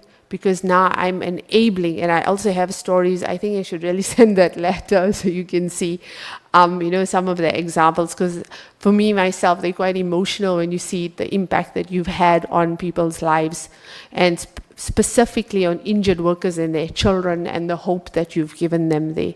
So in terms of that question, also, I think maybe what I want to touch on, I just want to make sure I didn't forget anything. You said, yes, our targets, so how are they measured and how are they performance driven?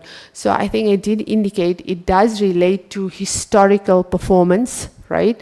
So if you look at historically at what are we achieving, are our targets realistic, right? So these targets are, they core business targets, they service delivery targets, specifically program 2, 3, and 4. Yes, they are data driven.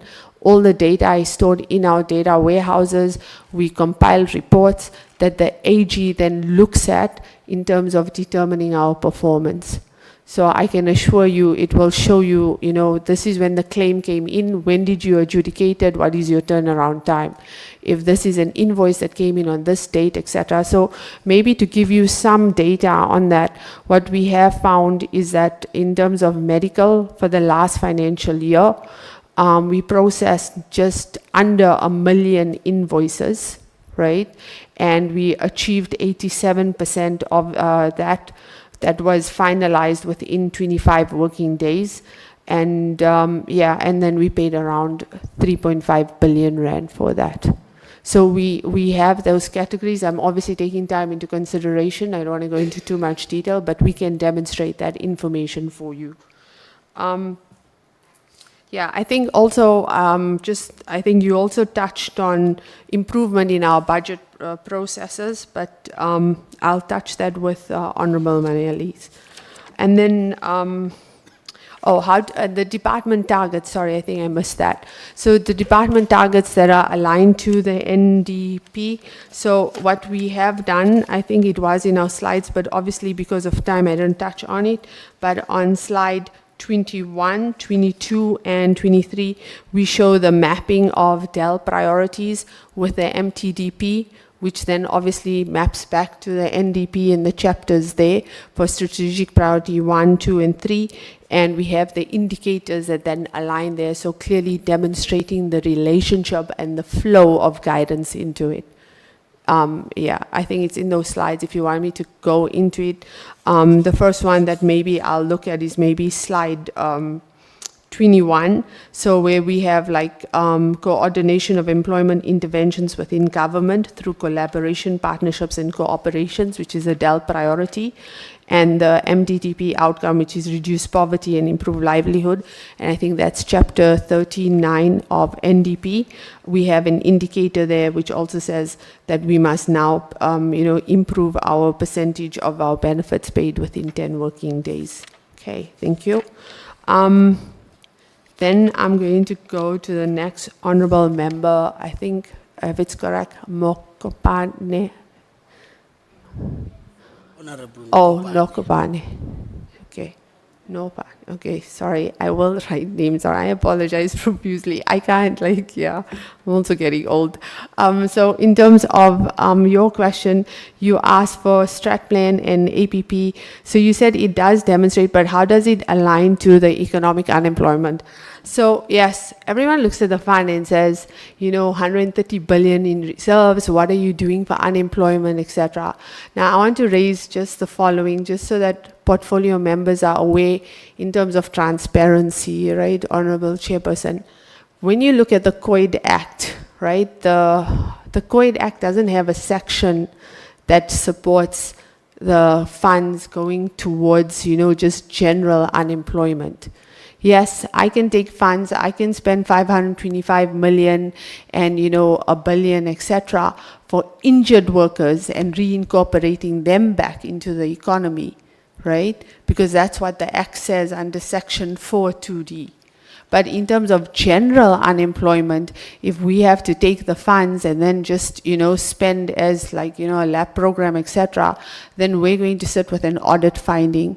Now, the only way that we could look at unemployment was obviously through the SME, right, which is through our relationship with PIC, and, when we were investing in SRIs.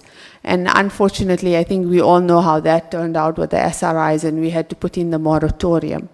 But I think what the fund is looking at is in terms of unemployment, and I know it's a long-term, there's some short-term goals, but what we're looking at is how do we build internal capacity and invest in SRIs, particularly in the sections of infrastructure, because there are studies, there's real evidence that shows when you invest in infrastructure, you don't only create jobs, but you also maintain and sustain an economy, right? Because that's what infrastructure does, right? Because if you look at China and you look at the investment in infrastructure, so those are the plans for us. But we have to build that internal capacity because we still have challenges with PIC on those investments and the processes there.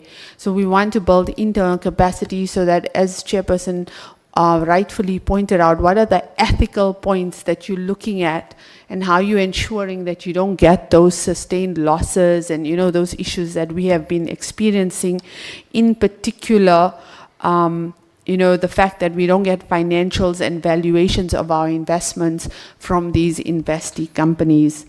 In terms of our mechanisms, yes, and our impact, how do we align there? So I think our mechanisms are quite clear. I did demonstrate. I have the data to prove it, that, there's 110,000 claims a year. There's 2 billion payment. I mean, there's, over 1 million invoices, and the 25,000 pensioners that we pay around, 1.2 to 1.5 billion rand a year. Okay. And then I think it's Honorable Zuma, but I think he walked, Zuma, but he walked out of the room. Must I go to his question still? Or go to the next one? Proceed? Okay. So in terms of the SMMEs, he raised an issue of 100 million being too less, right?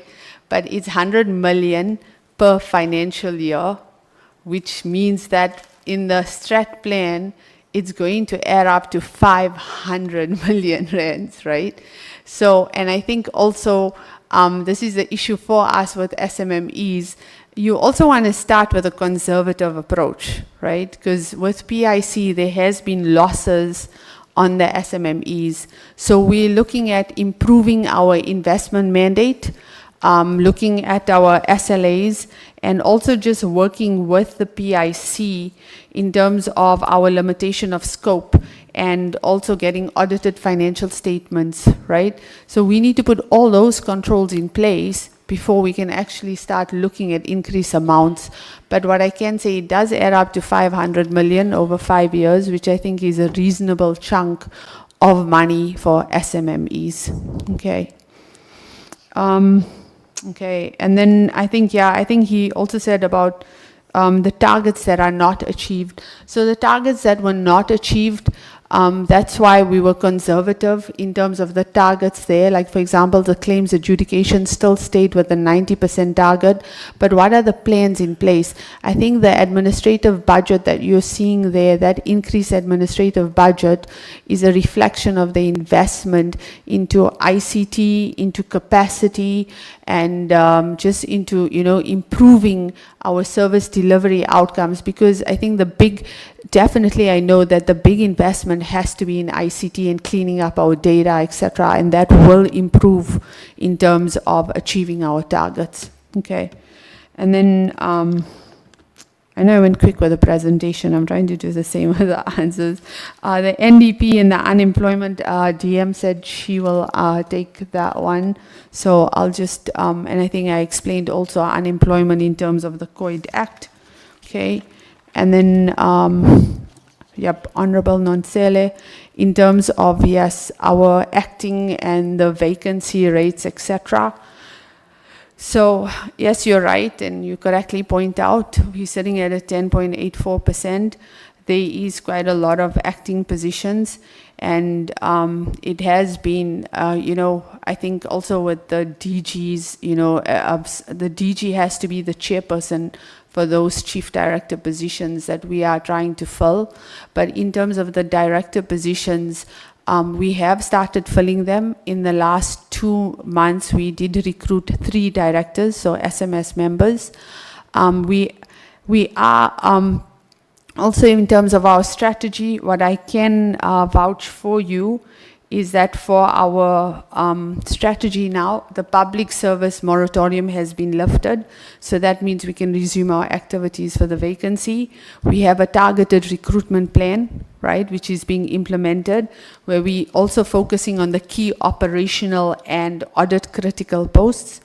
And we also, in terms of our HR, they've also revised their overtime, and they have a targeted work plan now, so that they can focus on screening of applications to facilitate quicker interviews and turnaround times for filling those vacancies.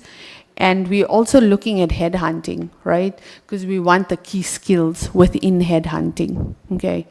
And then if I can just, I think you said the extent to deal with the disclaimers and the key initiatives that contribute to operational transparency.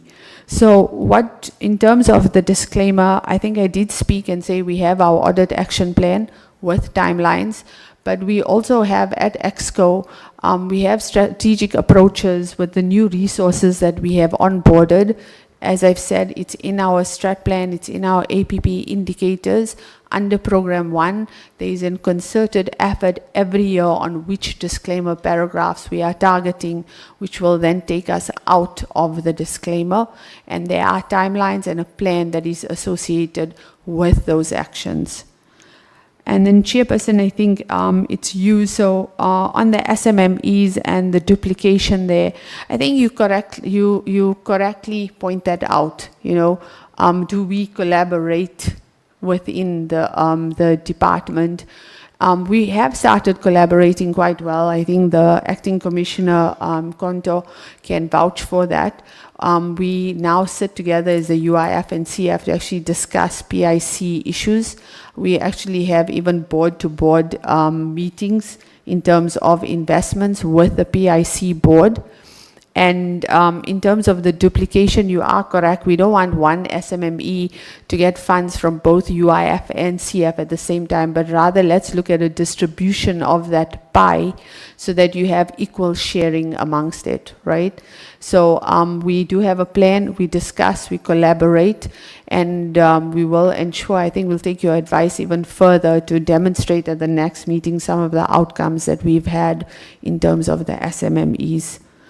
In terms of the, yes, I think I'm just gonna, okay, yeah, let me touch on the, you said the inspectors. I think the audited financials, yeah, I think that was the good question that, yes, you know, when we do the budgets, it's not just for the AG and to take away AG findings. You are correct. When we do the budget, it's not just to address AG findings, but it is to demonstrate and to link the budget to the operational activities. And through this linking through the operational activities, this is why you're seeing a reduction in budget.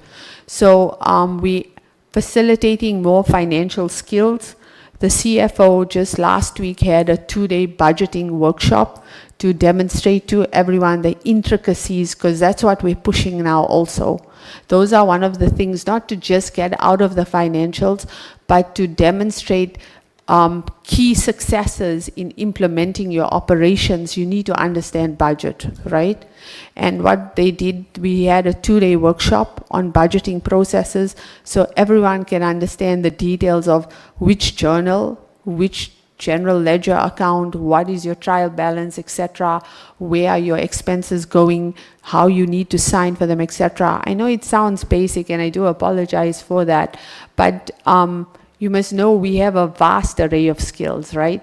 You have ICT professionals coming in, you have medical skills coming in. They don't necessarily know the intricacies of a financial statement, etc. And it's that empowerment that is actually going to lead to better outcomes for us. Because an audit is not a CFO's job. An audit is everyone's job. It's an operational job. If you're running operations, you need to understand these key aspects. So I can vouch for that, that it's not just about AGSA, it is about better service delivery and improved accountability and transparency in terms of our financials. For the inspectors, what it is, it's not new inspectors, and I'm not going to touch on Project 20,000. I don't think it's my place to answer for that. But what it is that they are occupational health inspectors, and I think the UIF might have been paying some cost to that because, you know, we have a kind of reimbursement structure with some resources where maybe Dell is paying 50% and we are paying 50%. But since they are occupational health inspectors and their jobs are to help the compensation fund in terms of occupational health, we've decided to take on that 100% absorption of those costs. Okay. Okay. Okay, yes, I think on the employers, I think you asked what informed those projections. I think I did partly answer it, Honorable Chairperson, to say we do understand there's issues in that. But what I can assure you in those projections, what has helped us is we are doing an audit of all employers. So we are finding under declarations, we're finding non-compliance. And then I think as Honorable Maitso says, on a lighter note, when employers want tenders or business, etc., they need a letter of good standing. So I think that also, because I get those emails, like, I'm trying to register with a fund. Can you register me now and now because I need to submit, for this business proposal. So I think that's also what's driving compliance for us out there. Yes, thank you. All right, thank you. You do have a CFO here, isn't it? And I think it's quite important that the CFO needs to immediately address the issue of the audit, the disclaimer. So it comes out very clear, the methods that we've put in place to ensure that we're going to do our checks and balances processes. So we don't find ourselves in that situation. That's a big issue. And I think it needs to be addressed. So I would want to give the CFO, through you, Chair, just for him to speak on this issue of the audit findings and strategies that we're employing to ensure that transparency that was spoken to and the efficiency, so that you deal with the cost of money. Can we do that? Yeah, Where's just the before CFO? that, Yes? Honorable Slepe, I've seen your hand up, Okay. so that if that matter would still be added in the response. Yeah, thank you very much, you can then Chairperson. do This is that. a quick follow-up questions. This is with regarding the vacant posts that they've made mention. I just want to check how much does the department lose in this funded post that has been vacant for far too long, and then now we want to know what is the time frame that they are aiming to fill up those positions. Thank you, Chair. Honorable Maitz. Thank you, Chair. Just quickly, and the follow-up comment and the question that I want to make on the CF is on the strategic plan of the 2025-26, 2029-30, and I think it's slide 10. Slide 7. Slide 7. I think it's row 3. I just want to check or to ask, when will the program start? In terms of this particular row. And then the last one, you are mentioning the issue of the assets. In terms of slide 10. Yeah, in terms of slide 10. So do you have a risk management tool in as far as the assets are concerned? That's the question. Thank you. All right, those are financial. Let's just have those Yeah. responses as you would have asked, Deputy Minister. Thank you so much, Chair. That will be included with the CFO, if they can answer that. The issue of vacancy and the timelines that we're going to do, of course, the question is how much are we over time? We've not been spending on compensation such that it goes back, but I've seen in the slide presentation there's number of quarters and there's been a bit of movement, including the issue of paying invoices. I think we've performed well there. If you can just reiterate that, then I'll come back just to close up just 3 of the questions.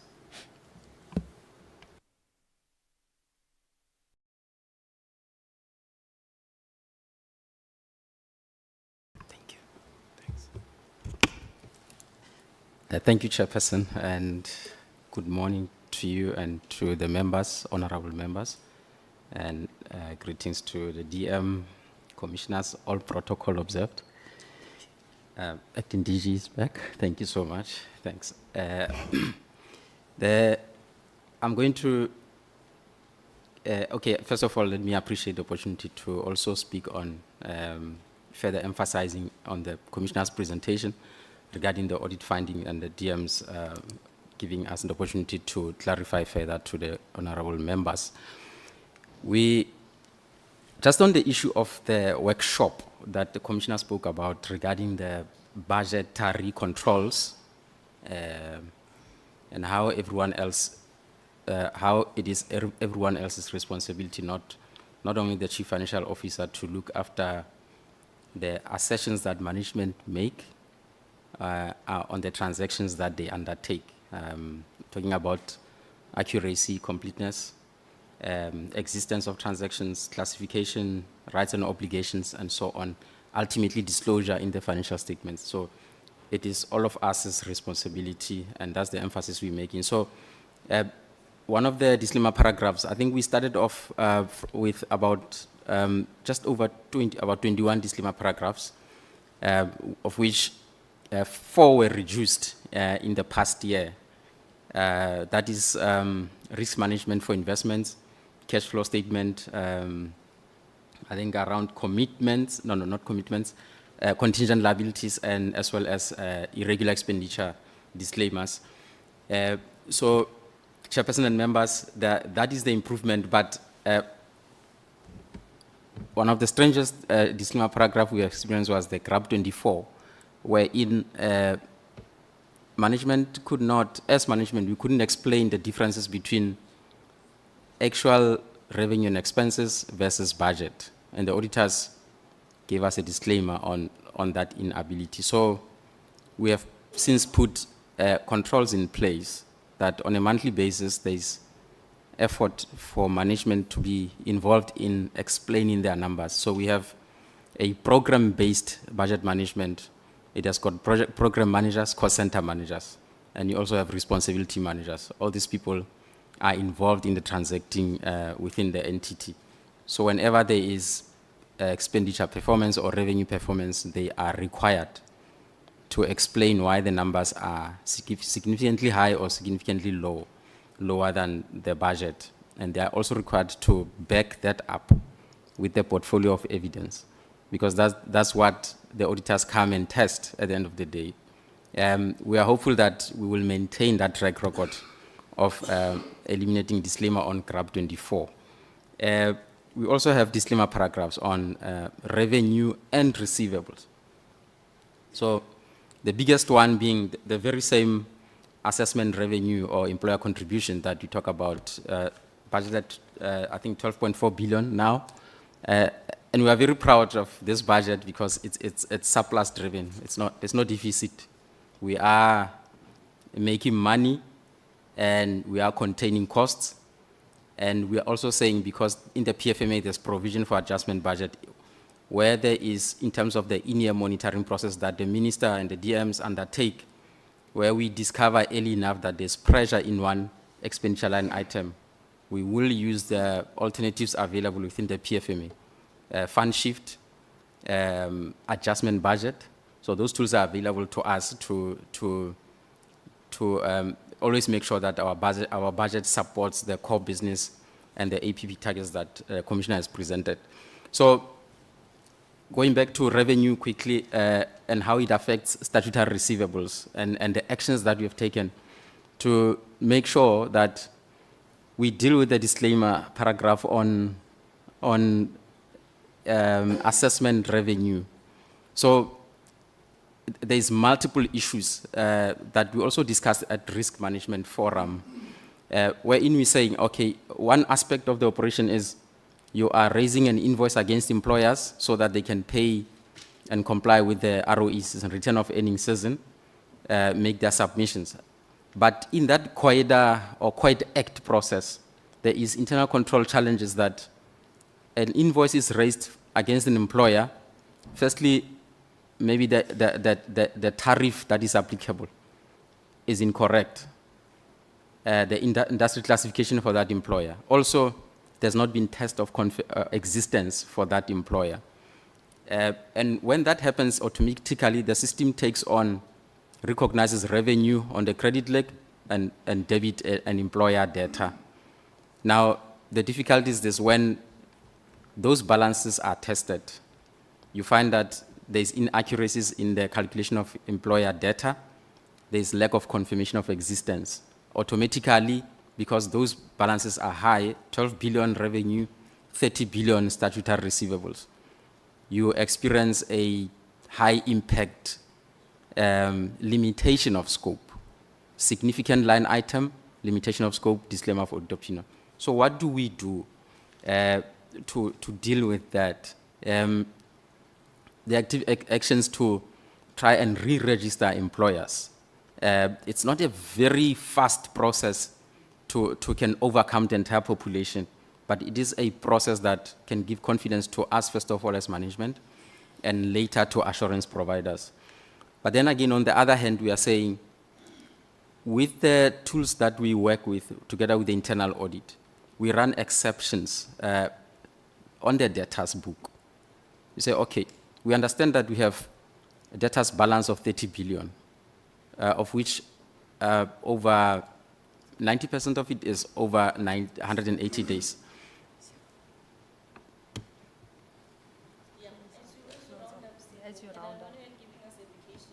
Oh, okay. Oh, thank you. Sorry. Thank you, Honorable Minister. Okay, so Must also keep the eye on the chair so that you understand the sign that you must wrap up. So it is not to distract you, but just to see that you are getting quite to a detail now. thank you, Chairperson. All right. Thank you. So we trying to run exceptions of cleaning up the debtors book before we can even start appointing debt collectors, because one of the actions that we are going to implement is to have debt collectors tracing, cleaning all this debtors book, collecting, writing off, giving us administrative decisions to clean it up. That process for procurement is expected to be finalized safely by end of August, because it's currently sitting at the adjudication stage to just confirm terms of reference before it goes out on tender. But we also, as management, we run our own exceptions to say which data was recognized incorrectly here, because as soon as they don't qualify to be debtors, we have to reverse them. But that's the standard operating procedure that we're trying to come up with to de-recognize. Okay, so you have the investments. Chairperson, you spoke about balancing accountability ethics with good intentions for job creation, redressing social imbalances. Yes, that is true. I'm not going to talk about moratorium. We're just saying that with the currently recorded disclaimer of audit opinion, the actions that we are taking is that in the past, we're talking about our lack of skills to deal with these complex issues, and jealously seeing UIF getting a qualification and us getting disclaimer on almost similar type of investments exposure. We have beefed up our technical skills now. We have collected the financial statements that are audited for these investments, and for the opening balance, we have accounted for them correctly, considered the valuations. Hopefully, that legacy of unaccounted for misstatements up to opening balance will be so impactful that we'll start to see a decline in the disclaimer. We move out of that into a qualified audit opinion, or even unqualified, although we still have limitation in the current year with the audited financials from those investments. We're using unaudited management accounts to equity account, meaning bringing the numbers onto the consolidated Fs of the CF. Okay, ICT, that's correct. Commissioner has said it, Minister DM, that our budget is flexible. The reduction in the budget is here. It's not actually, it's budget to budget reduction, but actual to budget, you'll see that our spending was quite low compared to the 700 million that we had budgeted for. Hence now, our activity-based costing was more beneficial in the sense that we knew now that the cost drivers for IT projects that are critical for this modernization are known and they can be factored in correctly. Hence, you see a slight reduction. But we are flexible. If anything materialized that shows us that we probably did not, we will make adjustments to cater for these priorities that help us to turn a corner. Thanks. So just quickly on the vacancy rate, right now we, for this month, we're sitting on 90 vacancies in a staff complement of 1,000, and we're going to fill those vacancies within 6 months. Okay. And then on the invoices, as for the last financial year, to just demonstrate, from the 932,580 invoices, 865,386 were finalized within the 25 working days, and that exceeded the target of 85%. So we had around 87% achievement and a payment of 3.5 billion rand. Thank you. All right, thank you so much, Chair. As you would have heard, that the CFO is quite a very involved person, and I think that he has been implored, even having pressured from the acting DG. So I can also say that they are put in systems because we don't want this disclaimer.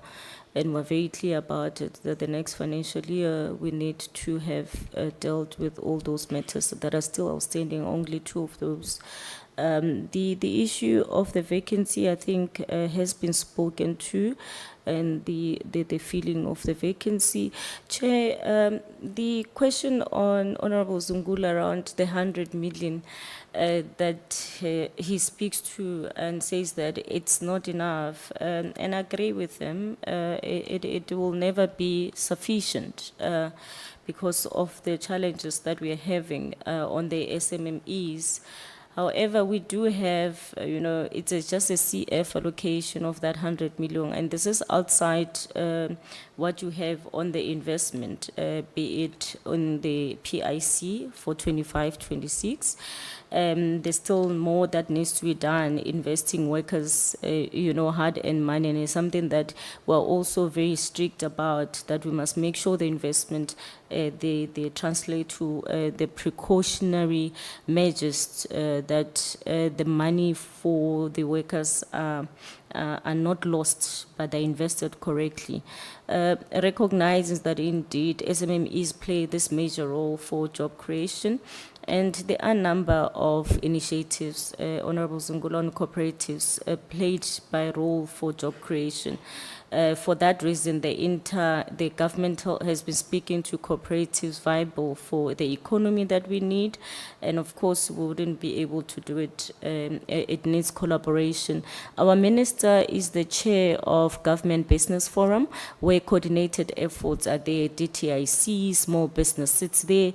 The CEOs of private companies, they sit there, so that they combine heads in how they tackle the issue of funding for business necessarily.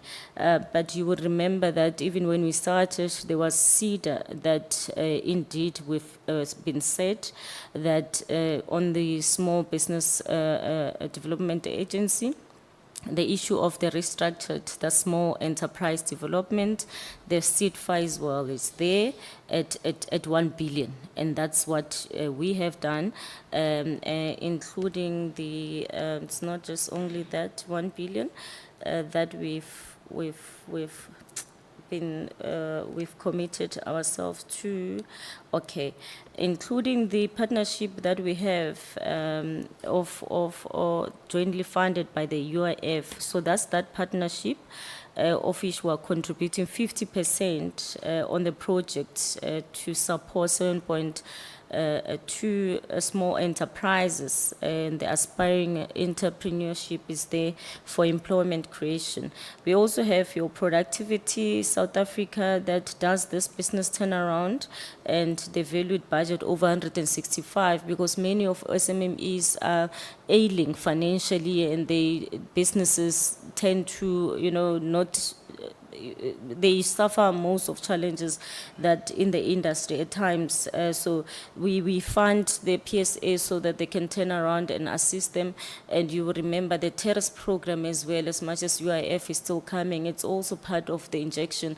And we had about 2.4 billion for the financial year that we are funding businesses that are ailing, small business, to come and say, look, we're having a challenge, we're financially ailing. So we funded for a period of 12 months. And this is something that people at times, we keep on talking about, and I think that maybe you can also assist us with this gospel, because it's there for them to apply, and they get the business turnaround by PSA the entire year.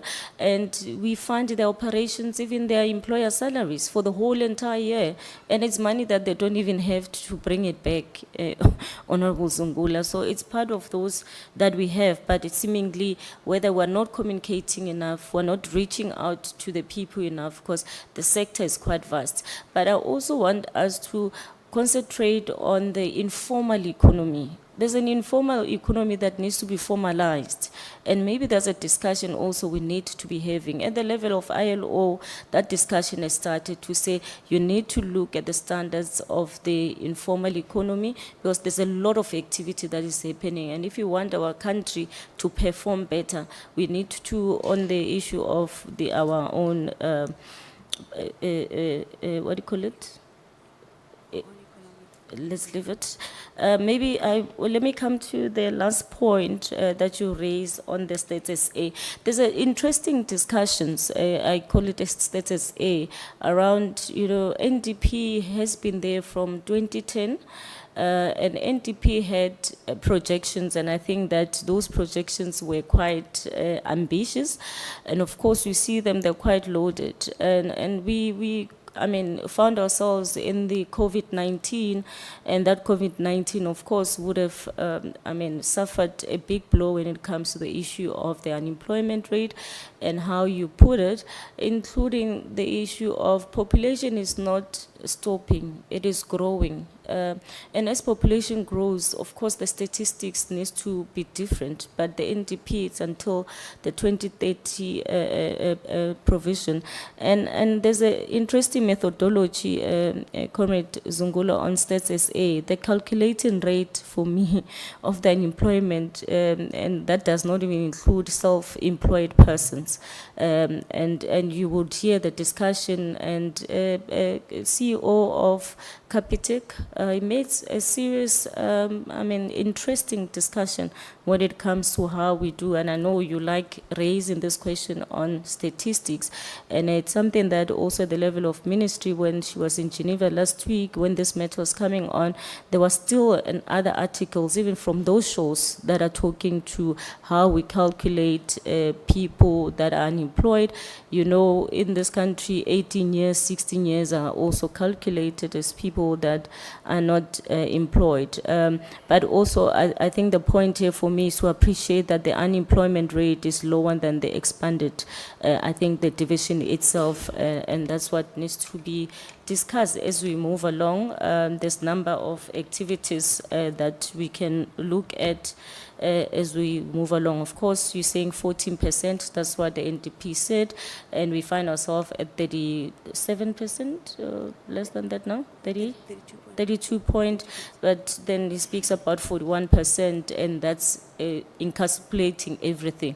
But I'm just saying that that's the fact, and that's where we are right now. Maybe let me leave it at that, Chair, for the purpose of the UI discussion as well. I hope we've answered. Where we have not, Chair, we're more than willing to really do these things and put them in writing. Thank you.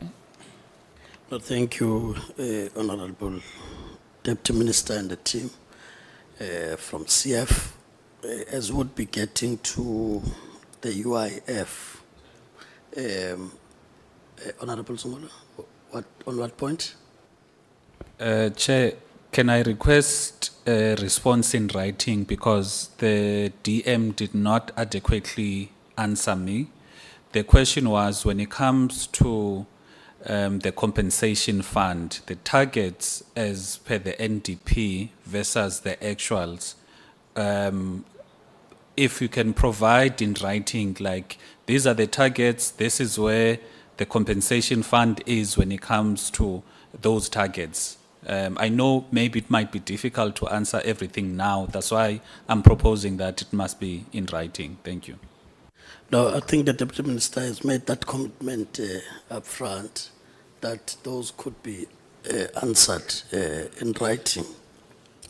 But I also do know that you had to attend to a call outside the meeting when the 100 million was being responded to. It's not a call, Chair, it's a committee, it's another committee. That's This what I'm thing of saying. ours, we serve in different committees. Thank you. Okay, I understand your state of affairs there with the numbers, but all I'm saying is that we can also include that part because there was also clarity on it, that the 100 is actually annual over the term.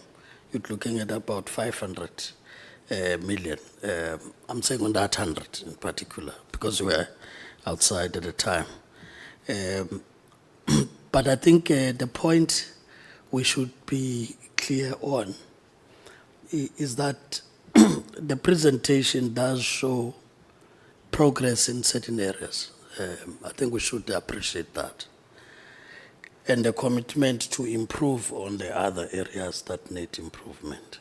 So I want to start there so that it's clearly balanced.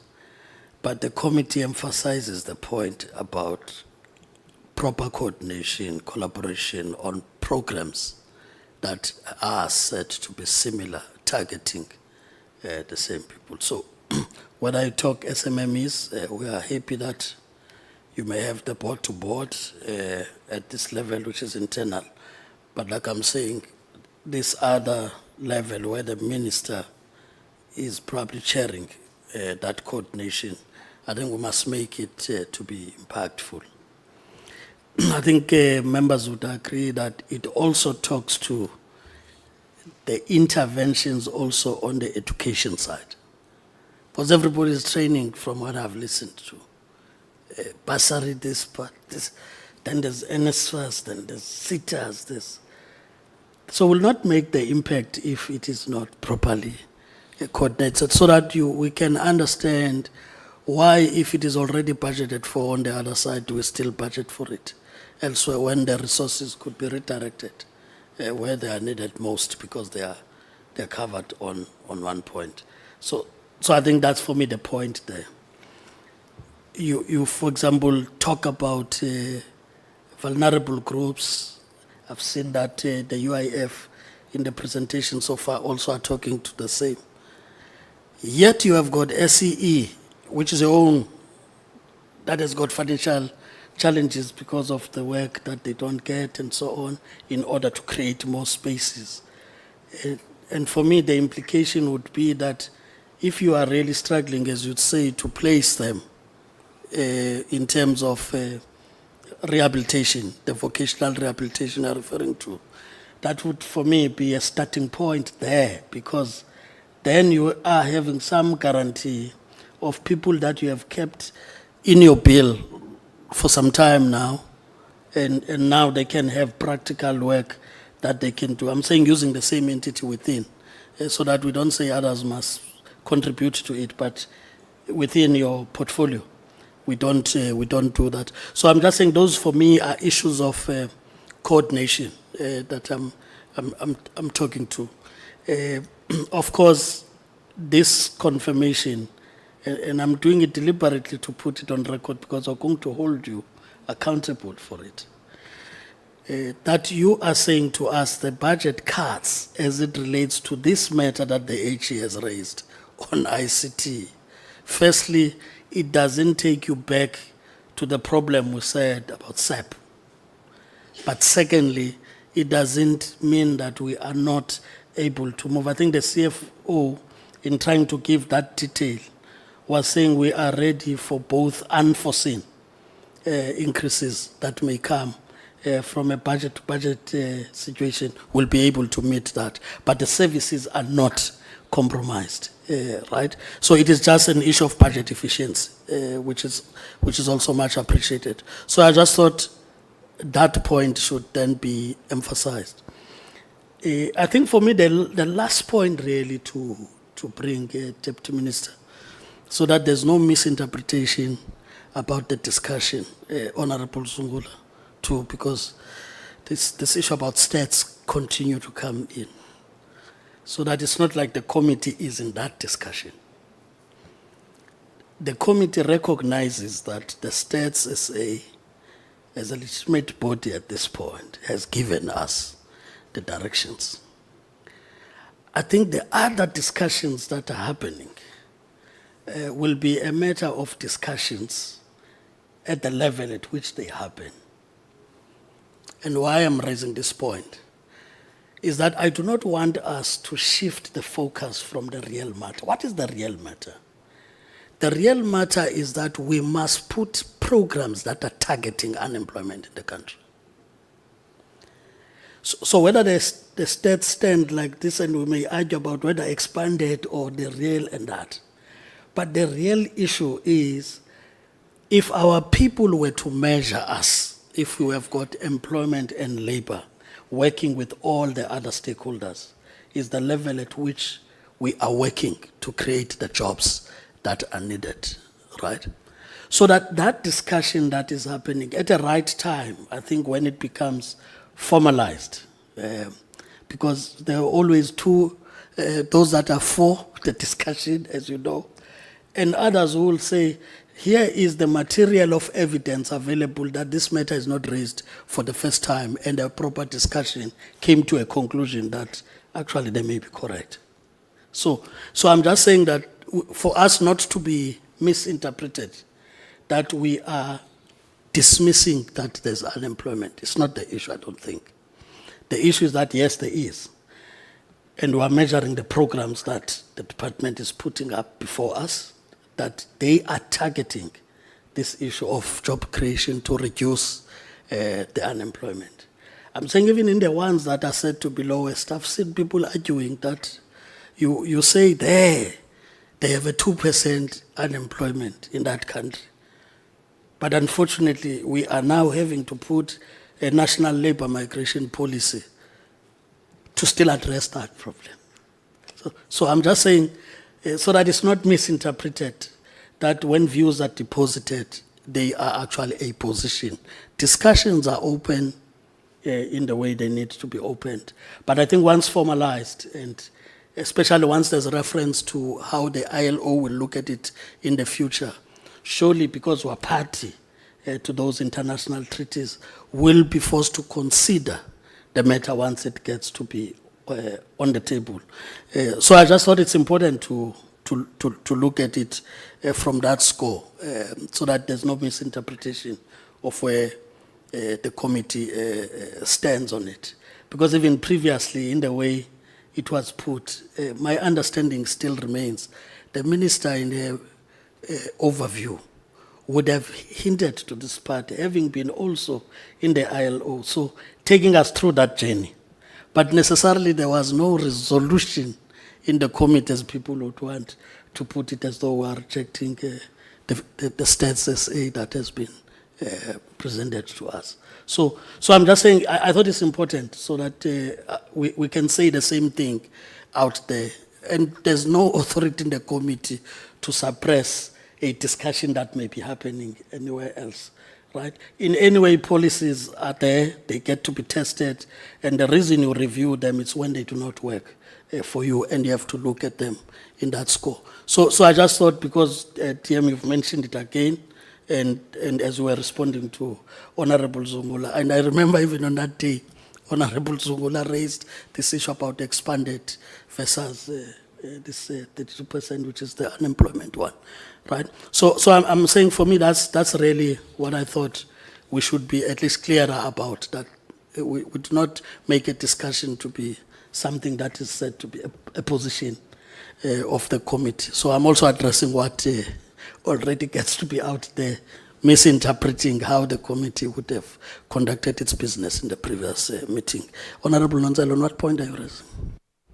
Yes, Chair, in fact, in agreement with your proposed approach, is that very far. Oh, I can hear myself. Now, Chair, what I'm saying in agreement with what you are saying, previously we have had on an annual basis interface with the Stats SA. And the issue of whether the reporting format is correct or not becomes, because SAA points it to ILO, and ILO says no. All we have done is that member states, some have a consenting age of 15. Others have got 16, others have got 17, others have got 18, and so on. All we have done is just to create a band for reporting. We're never told anyone to say start at 14 or start at 15. Yeah. So we'll never even have ILO claiming responsibility for what we're saying. So what it means, in agreement with you, is that perhaps we need, rather than to make the debate a conflictual one, rather we go back and say, let's re-invite Stats SA. Start to have more informed discussion so that even the statements that have been made so far are properly nuanced to address the challenge we're facing, rather than the to and froing debate, because it's going to be ongoing, and consequently it places us in a very worse off position. So I agree with you, Chair. Thanks. Thank you, Honorable Lansel. As I would be moving TM to UIF, and I'm looking at the time is 7 minutes past 12. We're scheduled to be here until 1. There are also, there's also preparation for members to go to the physical sitting where our cluster is asking questions also to the minister. I hope honorable members, just to help refresh in this case, would be that you have received your documentation as we're proceeding in that regard.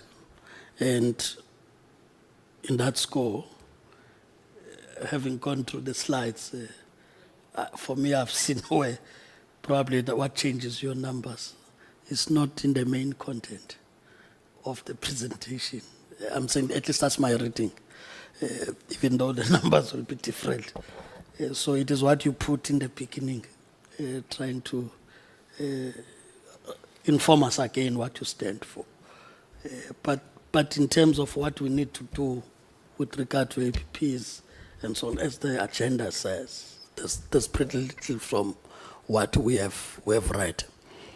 But I'm just saying that's my own reading as I was looking at the few slides that you talk about. Now, there have been send-offs also even in the group, right?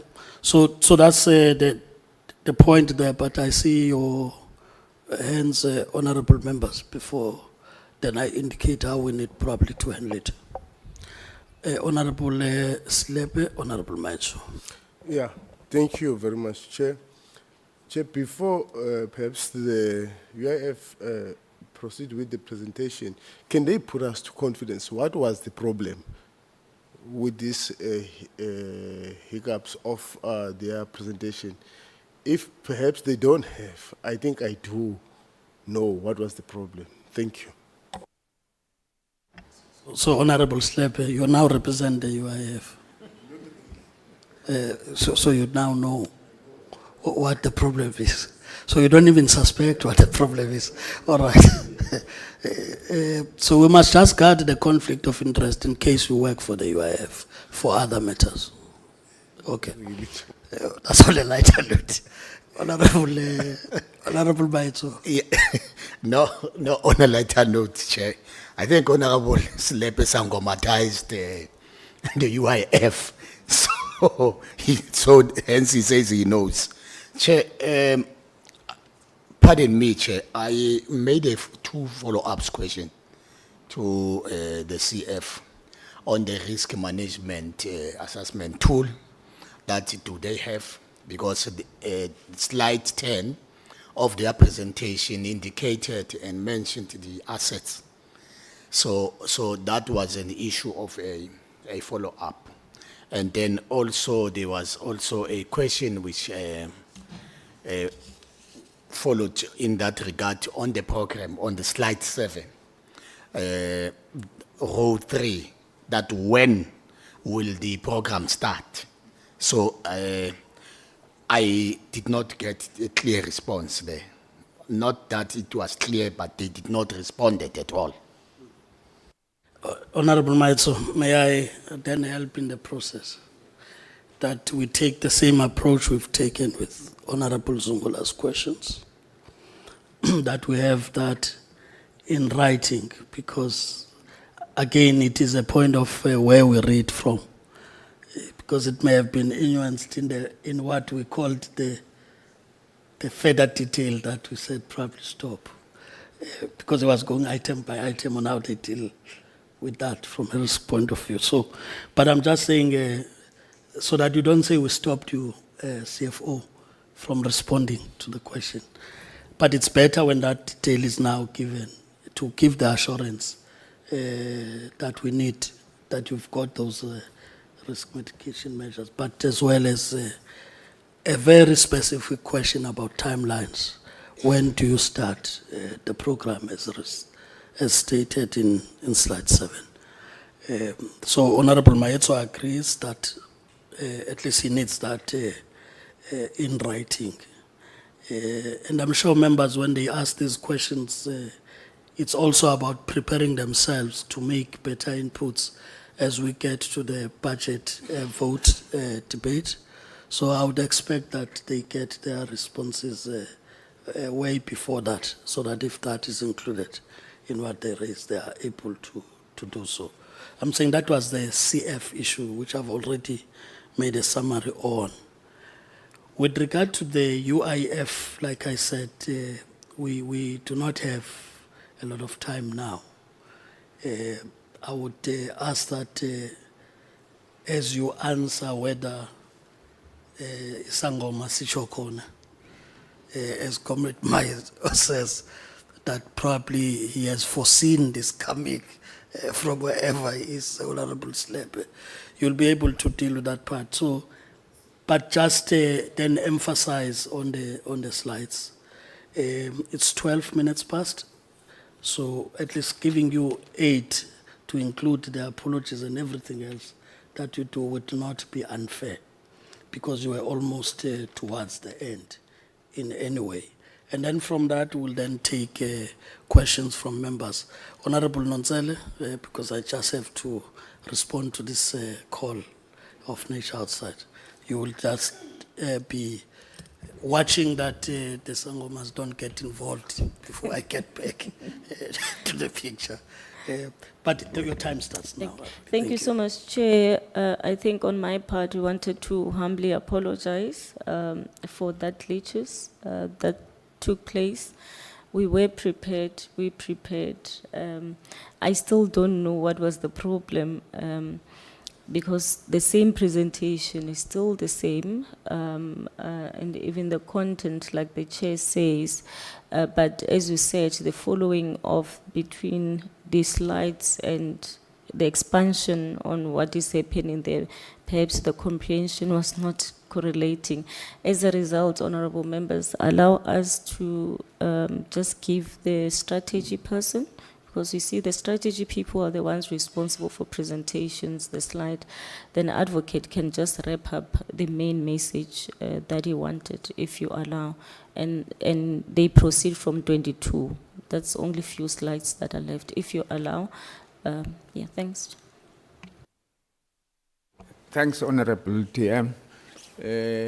Honorable Slipe, we want to proceed with the presentation. Yeah, I know, but Can't we allow the presentation first? I don't think it's going to be good for us to continue with the presentation while there's an important slide that has been. The reason why the presentation is not corresponding is because on the first presentation that was sent to us, there's a slide 15 on the following presentation that is removed. That's the simple reason. And the slide that has been removed is one of the important slides on the annual performance plan. And then it's been removed because there's a lot of things that are not in there. I think if they can go back and check why it was removed on the presentation. Thank you. Okay, thanks, Honorable Slepe. Can you just hold back? We allow them to make a presentation. We note all the observations that we make, then we can raise deal with questions. You can proceed. Thanks, Chairperson, and good morning to the DM, the DG, and the Honorable Portfolio Committee members. Chair, without waste of any time, I think I would like to start from slide number 14, which clearly shows where the changes are. I think this is what the Chair was alluding to say they need to check if those changes are very significant for members to go back and then divulge on them. But this is what the changes were on the presentations. Remember, the plans, Chair, were already tabled in April. So what you are doing now is just the revised plans that will be retabled sometimes next month. So we are trying to show that from the original plans, versus now, what were the changes, and the changes is what is flighted on the slide. We are saying under priority number 1, on the original presentation that has been tabled, we are saying the target was 90% within 20 working days, and then the changes will be 80 working days. And this is referred to at slide number 17. And then the other change on slide number 20, on priority number 2, it is on the benefits claims. There we just added the invalid claims on all the benefit types, because initially we only reporting on the valid claims. But to include the invalid claims, it is where now we include the entire population. And this is where most of the times when you come to this committee, you've been asked to say, you appear to be green on the claims that have been finalized and claims that has been paid. But whereas still on the ground, there's still an outcry of people not being paid and so forth.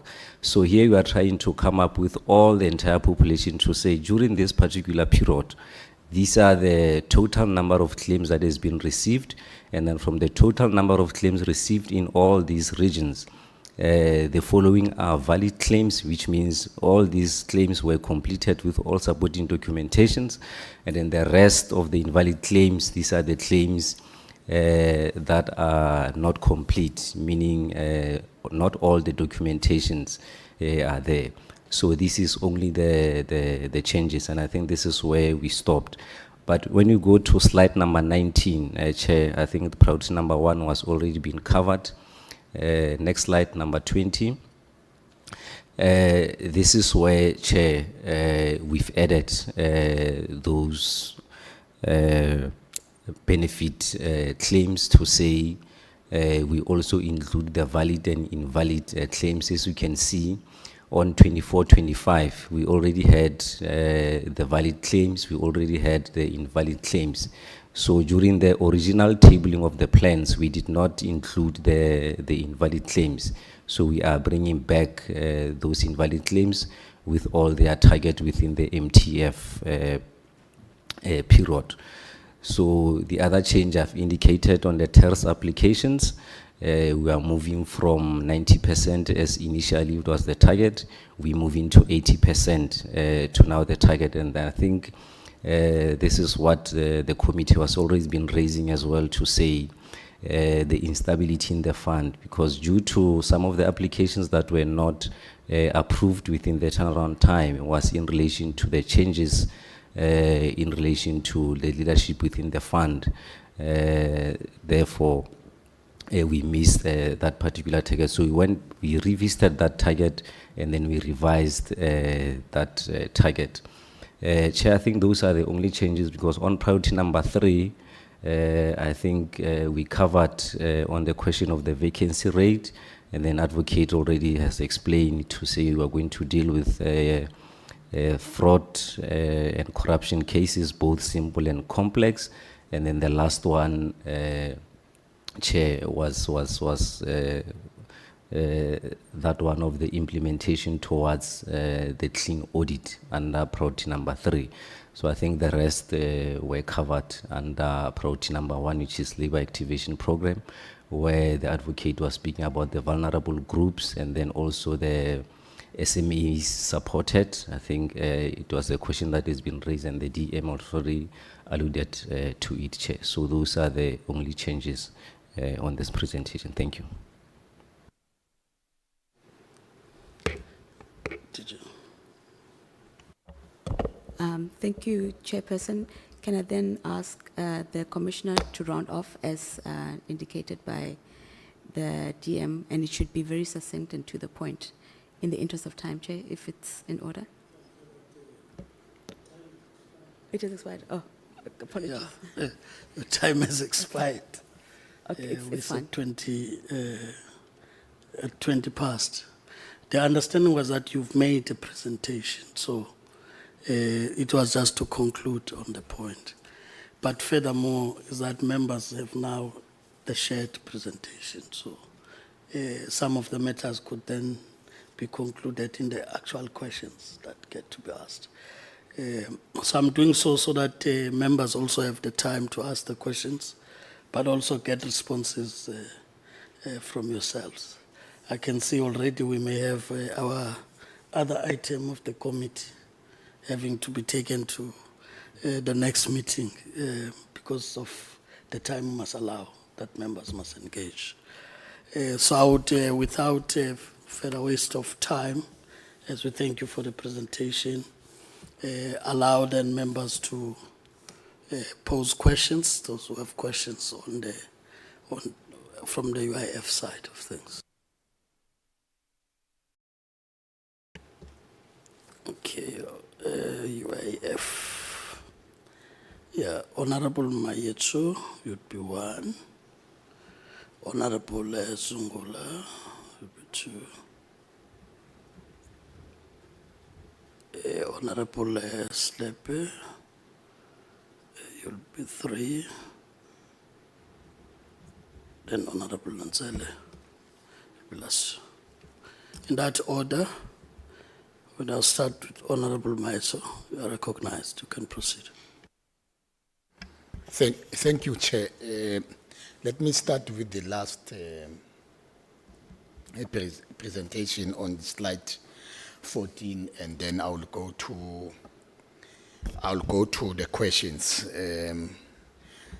The slide does reflect priority 1 and priority 2, and in terms of the priority 1, on the indicators, it speaks about the TERS application having been approved or rejected by the delegated authority within 20 working days.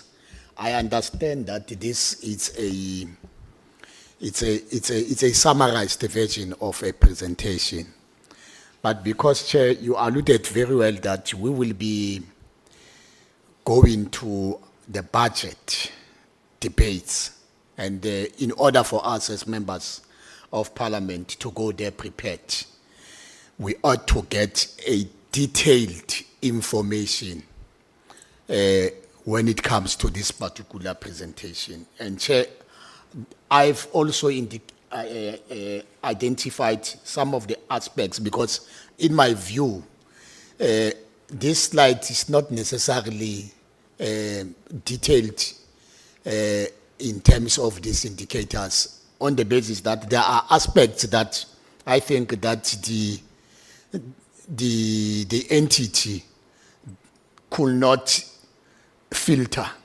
And these aspects are the following when it comes to priority number 1 on the indicators, which is the issues of the complete documentation when it comes to the application by the beneficiaries, compliance issue as well in terms of the legislation, eligibility criteria, and therefore that will therefore lead to a rejection or approval. So if you say it's either rejected or approved, for a layman on the street, you are not making sense at all. To me, you are not making sense. So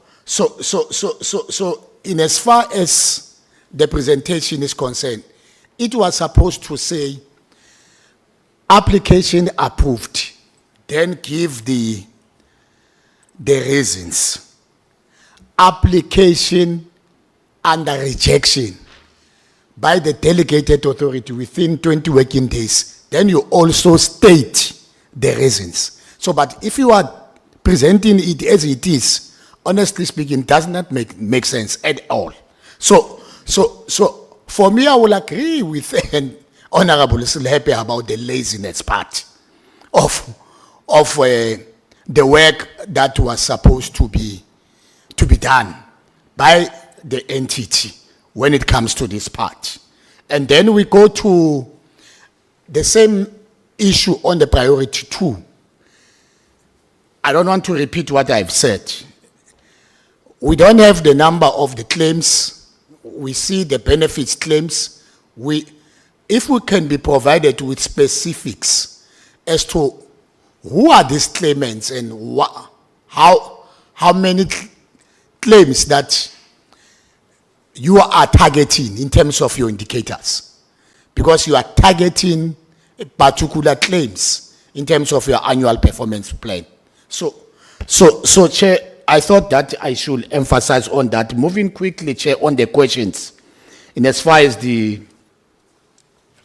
UIF is concerned, I will then want to know what lessons have been learned from temporary employer relief scheme related fraud, and how is the UIF strengthening its fraud detection and resolution system?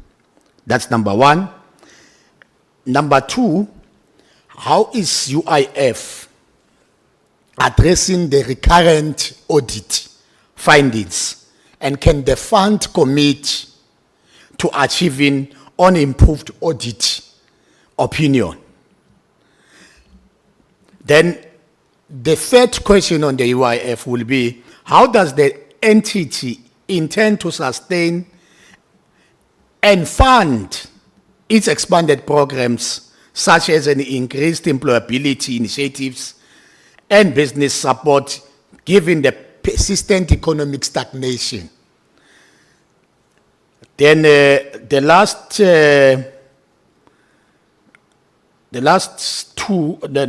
one, Chair, what specific strategies are in place to ensure timely payment of claims and support for beneficiaries, and how will these strategies adapt to potential revenue shortfalls? Thank you, Chair.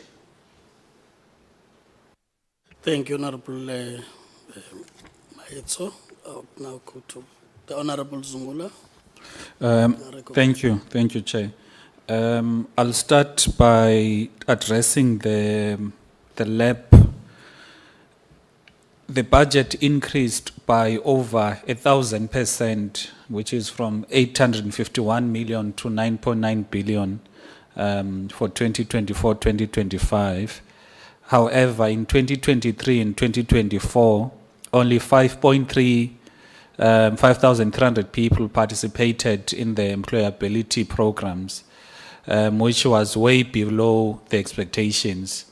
So I need to understand what justifies such a massive increase in the budget, and what safeguards are there for accountability point of view, to ensure proper governance, and how many people are targeted to benefit in the employability programs given the over 1,000% increase. On the benefit program, benefit payment, the actually 68%. Why is it so low? And what is done to remedy the situation to make sure that the benefit payments are not sitting at 68%, whereas the target is 95%. And then the other issue is with the SIU report pertaining to the fraud that was committed during the COVID-19 pandemic. So my question there is that in that report, it states that 4,699 government employees, their cases were finalized out of a possible 5,700. Now, when it comes to the department, how many employees from the department were actually fingered? And what is the status when it comes to their employment and respective disciplinary charges for the employees that are in the department? The other question is, similarly, the SIU, they recently launched an investigation which was targeting 1,100 entities with a potential recoveries estimated at 7.2 billion.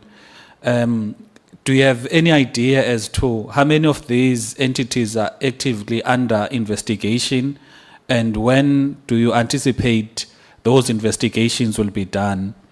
Then, as I'm wrapping up, Chair, there's taking the lesson from the COVID-19 experience, whereby there's been fraudulent claims, etc. Have you made progress when it comes to integrating UIF with Home Affairs, SARS, and Treasury to prevent any fraudulent or duplicate claims?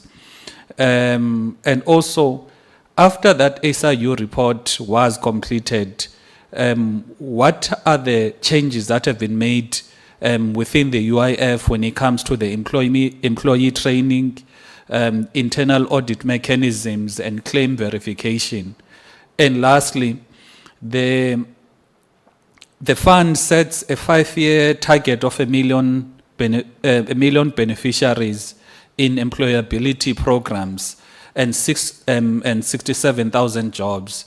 However, previously, only 9,100 jobs were reported to be created in the previous years. Is it a case whereby you are over-promising on the jobs or under-delivering? Because I think it's something that is not tying up, whereby the target will be 1 million and 67,000 jobs, yet previously what was reported, it is only 9,000 jobs which were created. Those are the questions, Chair. Thank you. Thank you, Honorable Zungula. Honorable Slepe, you are recognized. Thank you very much, Chair. Let me start by giving you the result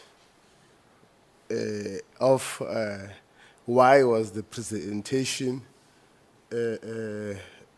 not matching with the old one. Is because, Chairperson, as you left the House, it was because on the first presentation, Chair, slide 15 is removed. And I know the reason why slide 15 has been removed is because when you look at the and it's a very important slide whereby the output indicators is showing a number of jobs created on the annually year of 2021, 2022, 2023. There are no indications. And if you can go back, Chair, there's a lot of money that was used there. I'm surprised why the entity couldn't give the indications of number of jobs was created during those year. And then my worry is that why is it been removed? Because everything is not applicable. Why there's nothing is shown there? Yes, this is a slide. And then, Chairperson, I'm checking also the number of enterprises of businesses supported. Also, there's no indicator, of which a lot of money was unleashed, but there's nothing shows on that particular years. And then it's worrisome that why would the entity failing to show, even if they didn't meet any target on that one, but we need to know, they need to account on this one. And then on slide 14, the number of jobs created through the UIF, it's the baseline of 9,000. Is nothing compared to the 5 million youth that is unemployed. Then the target for 5 years cannot be 67,000. That means the entity doesn't have any plan for future, for the whole five-year term of trying to assist the unemployment, the pandemic, the challenge that South Africa, youth especially in South Africa that is unemployed. There's no indication that the entity, they will be able to manage the situation of unemployed. We cannot entertain any form of presentation while it does not speak anything of changing the lives of the youth unemployed. There's nothing that this presentation is putting us into confidence that there will be a change for our youth. There's nothing that brings the hope to the hopeless. Women out there, people living with disability, the postgraduate, there's nothing showing here. It's just a mere presentation, of which is like a box-ticking presentation. It doesn't change anything to the South Africans. Can we have the better plans? This cannot be an annual plan that can speak to the South Africans. Can we have a better, the entity can change the strategy and the plan, because this one is not working. Hence they are hiding some of the slides, because it's not working. Can't the entity change this? This is so embarrassing, Chairperson. We can't have such thing that we say we are claiming that we are trying to assist or change people's life by having such thing. Can the performance be checked? The indicators start by showing to the entity itself. Thank you, Chair. Thank you, Honorable Slepe. I now recognize Honorable Mansala. Thank you, Honorable Chair. Honorable Chair, firstly, let me welcome the report as presented with all its manifested successes and challenges.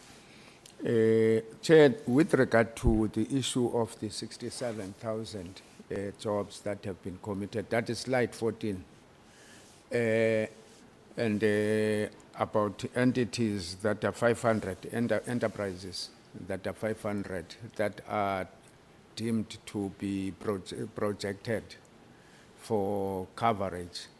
The question is more around the resources, whether, for instance, the entity has the capacity to realize the target set, that is of creating the 67,000 jobs and also extending the service to 500 enterprises.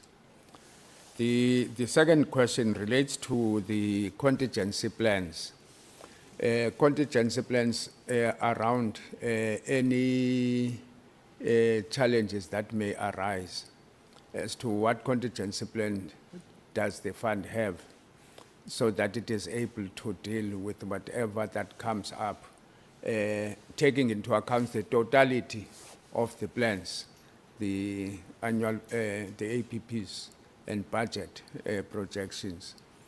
Like, for instance, we can take the situation back to the COVID-19 period, where the fund had to literally almost deplete its approved budget.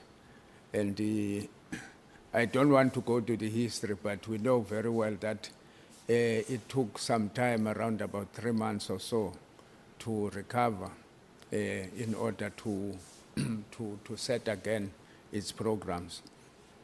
It did not collapse. So if there is media here, it did not collapse because there were plans ahead. So I want to understand in respect to these priorities. The last question Honorable Chair, is with regard to the issue of the case, SIRA case, that is ongoing on the other portfolio committee, the police portfolio committee. The key question there is that what steps has the department taken to ensure that there is no repetition of such challenges? We can say and report in terms of the report, Chair, that the report goes as far as to indicate that the overall amount that was committed was 129 million to SIRA, and then 80 million was advanced, 30 million was not accounted for, and so on. All those amounts are in fact coming from the fund itself. And the last related question to that would be, what steps have been taken internally? Because the matter on the other side, based on the material findings by the AG, is under police investigation on the one side, but also a subject of discussion by the relevant portfolio committee. On our side, because we have an oversight responsibility on the entity, can we be taken into confidence about steps taken and so on, so that we are able to have comfort that indeed nothing has been pushed under the carpet? If there are wrongdoers, what steps have been taken to deal with wrongdoing? Thank you, Chair.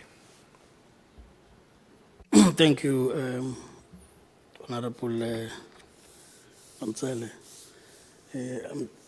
Just also so that we set this thing to comfort, the report also does indicate that at a certain point UIF recalled the money. And the question would be, why was the money not paid back? Yeah. Or what steps then, when the money was not refunded, the entity take to ensure that it succeed on its decision to recall the money? No, thanks, Honorable Lansele.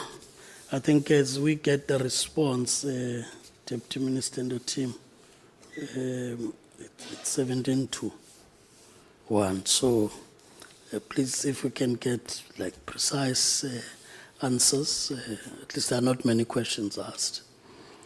But just as you respond, on that slide 14, this part about the 67,000, just for clarity also, whether this is over and above the million jobs that you are talking to up there, and if that's above that, what does the 67 therefore mean? Also because your base is 9,123. So it's a jump again from that to 67,000, right? So whether the 67,000, you call it for the 5-year period. But I'm just saying from the base where you start from, you were at 9,123.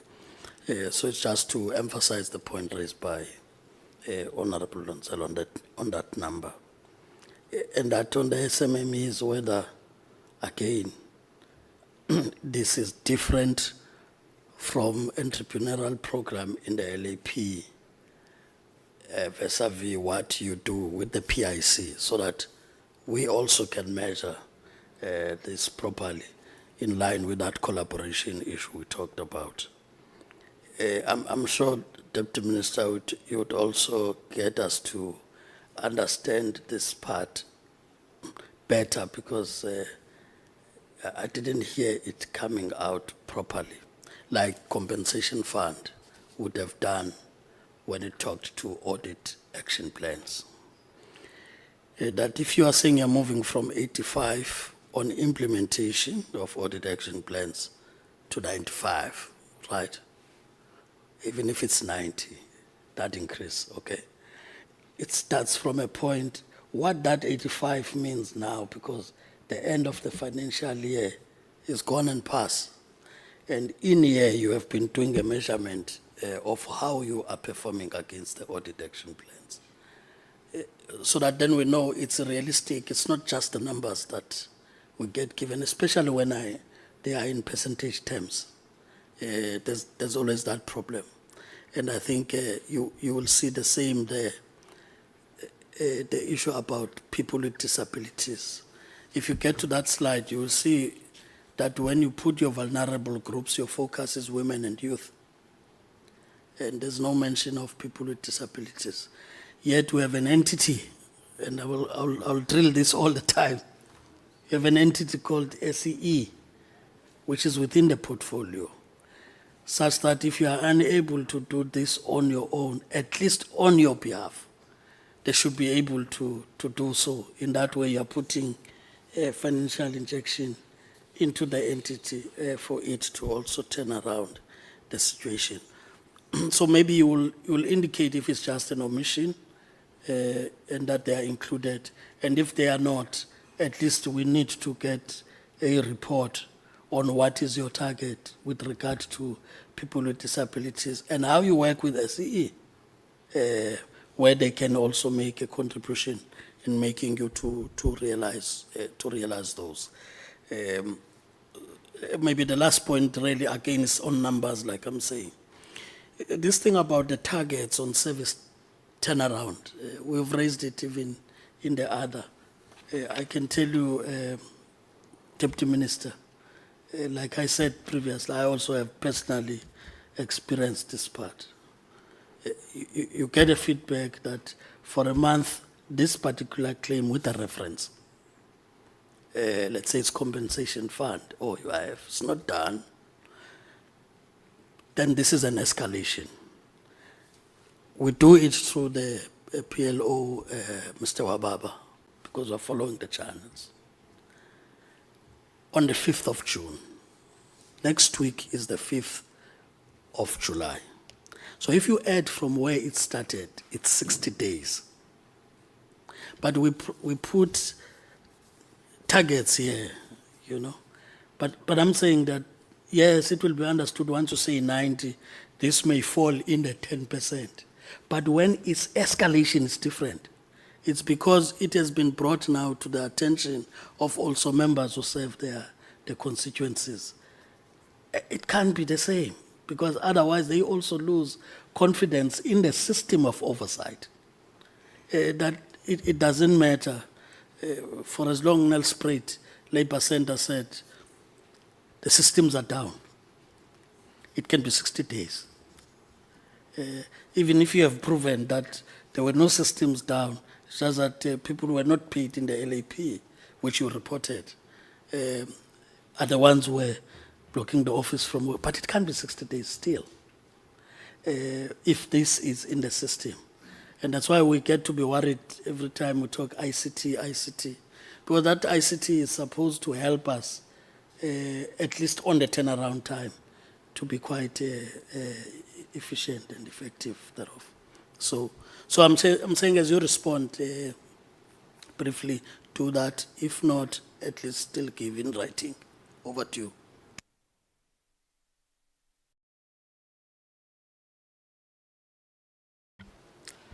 Thank you very much, Chair, and thank you very much to members for the questions. And we'll get the reference for the Sangoma Chair, so that we also consult. But Chair, let me make sure, Chair, that I answer all the questions and very brief. On the part of the SMMEs, this is what in the labor activation program we call enterprise development. So we've got these three elements: the employability, the TARS, and the SMMEs. That's what we are dealing with when we talk about the SMMEs.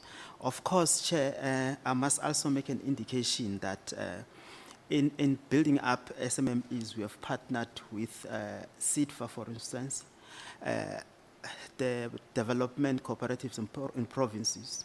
And that is the element that we are also investing in to make sure that there's enterprise development, because that's where we believe we are going to realize employment as well. because those that will employ. So, Chair, we must also make an indication that the UIF, it's on its own, it's meant to register, receive benefits, and eventually pay to the beneficiaries the same way that you say it. So as we implement the labor activation program, we then have a scale of 70-30. The 70 being former contributors to the UIF, the 30% are those that are not from the UIF. That's where a majority of the vulnerable groups, including the youth and people with disability and women, will then come in. So that is what we are closing the gap on. But indeed, Chair, when we say we are increasing our numbers, it's because this is a statement of intent, just like we said in our beginning, that we intend to improve these numbers. The 67,000, as you say it, it's what we are bringing in as the UIF, over and above the core mandate of the UIF being disbursing the benefits to employees as they come, because we believe that once people are in employment, then there is a chance that the UIF will be sustainable. So hence, over the period of 5 years, Chair, we are targeting that 1 million jobs. And you'll see from the intention on the budget that the ministry had said we must come up with 9 billion to make sure that we increase employability. So in this case, we make sure that people that are to be trained into employment, one of the things that we must do is that after the training, there must be employment. So in doing so, Chair, we must make sure that there's a vigorous process between the start of the process, because we do not foresee what kind of a proposal that is coming to us. We open a window for people to submit proposals, and then corporate come in and say, we are going to train on this and this and that. But then because we are looking to what members are saying, what is the job of the future? Because there's no point in us training someone that statistically we know in terms of all data that's available, that this skill is declining. So we stopped because we wanted society to then bring the skills that are going to sustain this person beyond the training. So hence we have increased. But I must also say, in speaking on that lab, Chair, that part of the delays in us making these jobs and even coming up to the extent of paying, it's mainly because we had to build in capacity. Capacity in a form that we are able to digitize our processes, automate our systems, and making sure that we are able to tell at any given stage, a partner that is implementing at any given stage who is attending today and how many are attending today. So that is one of the processes that we had to sit back and say, we do not have this capacity. The previous financial year, Chair, it will show if we were to report on the performance of 2024-2025, how we have performed. And you see the drastic shift because we have built in capacity that is able to do this job for us. So we are, Chair, saying that with the automation, with the partnership that we have, and it's very important, Chair, that to also make clear that the NYDA, it's a critical partner that we partner with. As we speak now, there are two implementing programs with NYDA, specifically targeting the youth. But we are partnering as well, Chair, with in order for us to make sure that we learn from the lessons, as members are saying, what could have gone wrong with the COVID terrors. Now we have relationships with SARS, MOUs that are regulated with SARS, and to the extent that we are reporting now, Chair, SARS is collecting 98% of our contributions. The 2% is what the UIF is collecting, inclusive of what our inspectors will go out and identify and bring in, is that 2%. But that 2%, Chair, I must say that it's worth billions. So it's one of the things that we pay attention to. We also, Chair, made sure that we partner with SASSA and we also partner with the human settlements, because this data there, that is able to tell us who are the people that are potentially coming in as beneficiaries of the UIF in terms of lab. And also for it to tell us who are the people that are possibly working, because SARS will tell us. We also have people that are working in government. So we are with PESAL to make sure that people that are not supposed to be in the system, they don't get into the system. So that is what we are doing to make sure that we reduce drastically the numbers of findings that AG would find on us. But I must also say, Chair, that there are two critical elements in our finding that I can say it today, Chair, report to these members, and this is what our audit committee is also saying, that, look, coverters, we are not going to close in this audit that is currently in the office. The issue of the unlisted investment, we are not going to close it now. But we since have stopped, hence the commissioner was saying on the moratorium. I don't want to labor that point more, but the moratorium is still in place. The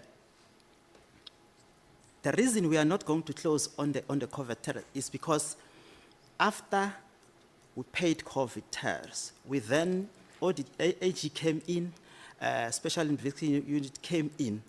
Why they came in, Chair? It's because of the gaps that were there in the system, because everything was done drastically. But 65 billion was paid towards COVID terrors. Why we paid it, Chair? It's because there were applications. Some of the applications were genuine, some of the applications were not. So what we did is then follow the money to verify. That's why we're saying, Chair, we are not able to close it now, because the follow the money is a process. The current is, we had phase 1, we have phase 2, and phase 3 now. We are still verifying those, each and every cent that we are paying. We are not saying, Chair, we are recovering. So that is the wording that sometimes we use wrong, that we are collecting. Instead, we are verifying that indeed each cent that was paid to the right person, or it reached that person. So we have found, Chair, and then that there are instances where people fraudulently claimed TARs with no existing companies, no employees, but they went on to tap into database that is available in society, and as far as in municipalities. They took those and then they made claims. SIU is, once we verify and we find that possible fraud, we refer to SIU. And then we work with the Fusion Center, where the police and the NPA is. I have my director, Risk, who I know 2 weeks ago, he was in court because he must testify as to why we've paid those people.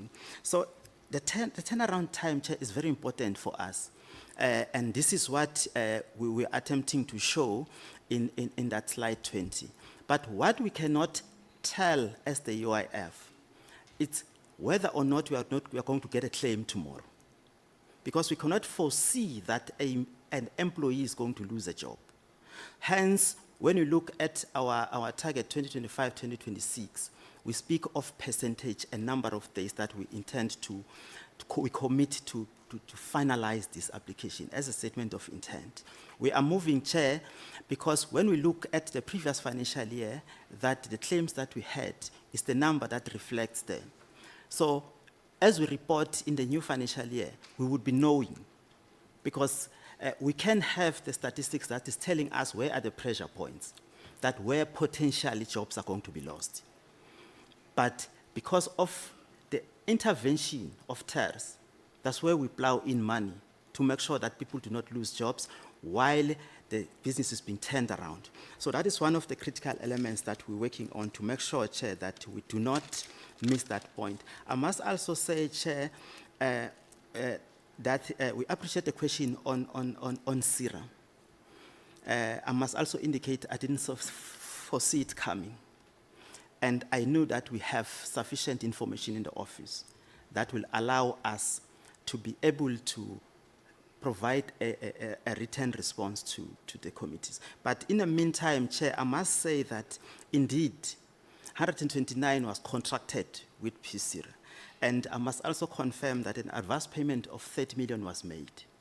Further payments was to be made, but the contract and the relationship that we have with all our partners, because this one was part of the labor activation program. Part of what we do is that as we advance this payment, before we make the next payment, you must then account for the previous one. So because of that mechanism, they couldn't then account for this money. And then we couldn't pay. We went to the extent of even them taking us to court so that they forced us into paying this money. But we said we are contractually bound, and we are bound in terms of the law, that we must account for each and every cent that we pay out. So in this instance, Chair, we then said, we're not going to pay. We went to court. We are still in court. And until the court express itself. But we could have easily said, because they're taking us to court, we are paying. But the principle, Chair, is that there's a statutory duty for us to protect public funds. And then in doing so, we cannot willy-nilly drop in money.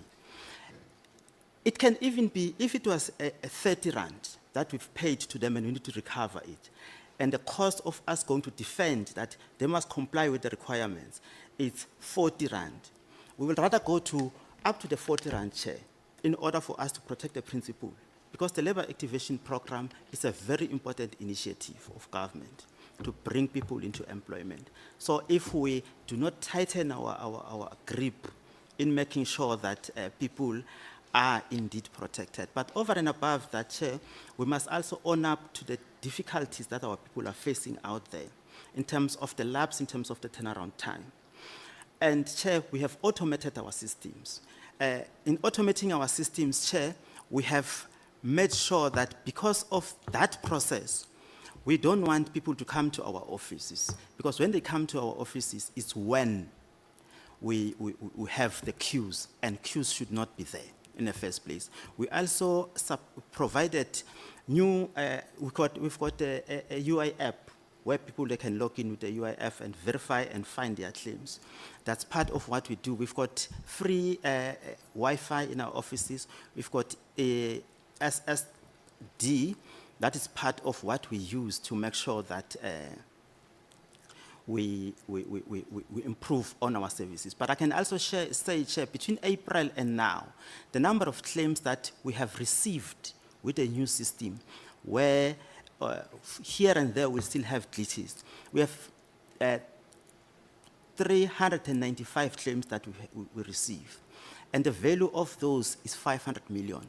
That is just to demonstrate, Chair, that we are in a way finding a grip to our situation.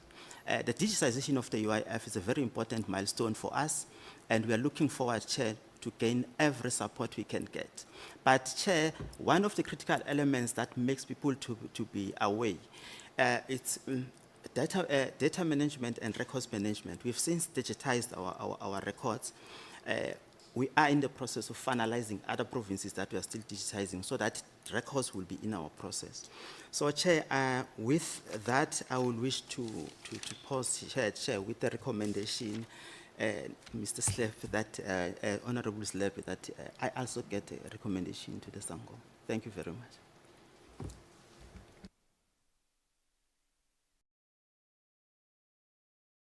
Hope as you come in, you will speak to those with specific numbers. Okay. Especially when it gets to investigations and this number in the public service. Yeah. Whether there are those that are fingered in this regard and what's being done. All right. Hey, inzima le nkomva. Hey, iyanyuka ngoku. Chair, I think I came at a point where Honorable Zungula was asking questions on the SIU employees, DC charges ensuing, what are those 1,100 entities, issues of recoveries, what SIU would have dealt with, and he asked specifically in our own entities, are there any that are found? He asked about fraudulent duplicate cases on COVID-19, internal audit and claims verification, and these are difficult, and I'm going to give them to ADG. 10 million employability employment programs. So I'll start from there, Chair. Of this one of DC cases, SIU recoveries, if there's any that have been made, I think it's a report that we also want to sit down and be made to understand, Honorable Zungula, on our part as the ministry. I think he did try advocate, but I don't think it's sufficient to be specific. So it's part of those that will beg your indulgence and allow us to really come back on this one. So it's written properly, and the acting DG as well, she's appraised fully on. Am I correct? Will that be okay? Okay. All right, on the 10 million employability, I think employment programs that we're saying there's over-promising and under-delivering, only 9,000 jobs reported, I think goes to that slide that I think Honorable Maneli and Honorable that spoke to. The slide is at 14 or something, the slide that we've been speaking about. I'll respond to that. Honorable Slepe is out. Honorable Nonzele spoke to 67,000 jobs, whether this, the discussion, also what Honorable Maneli was asking is that, is it above the 1 million, and exactly where is it founded, how do we reconcile that? We made to understand that it's not a contradiction.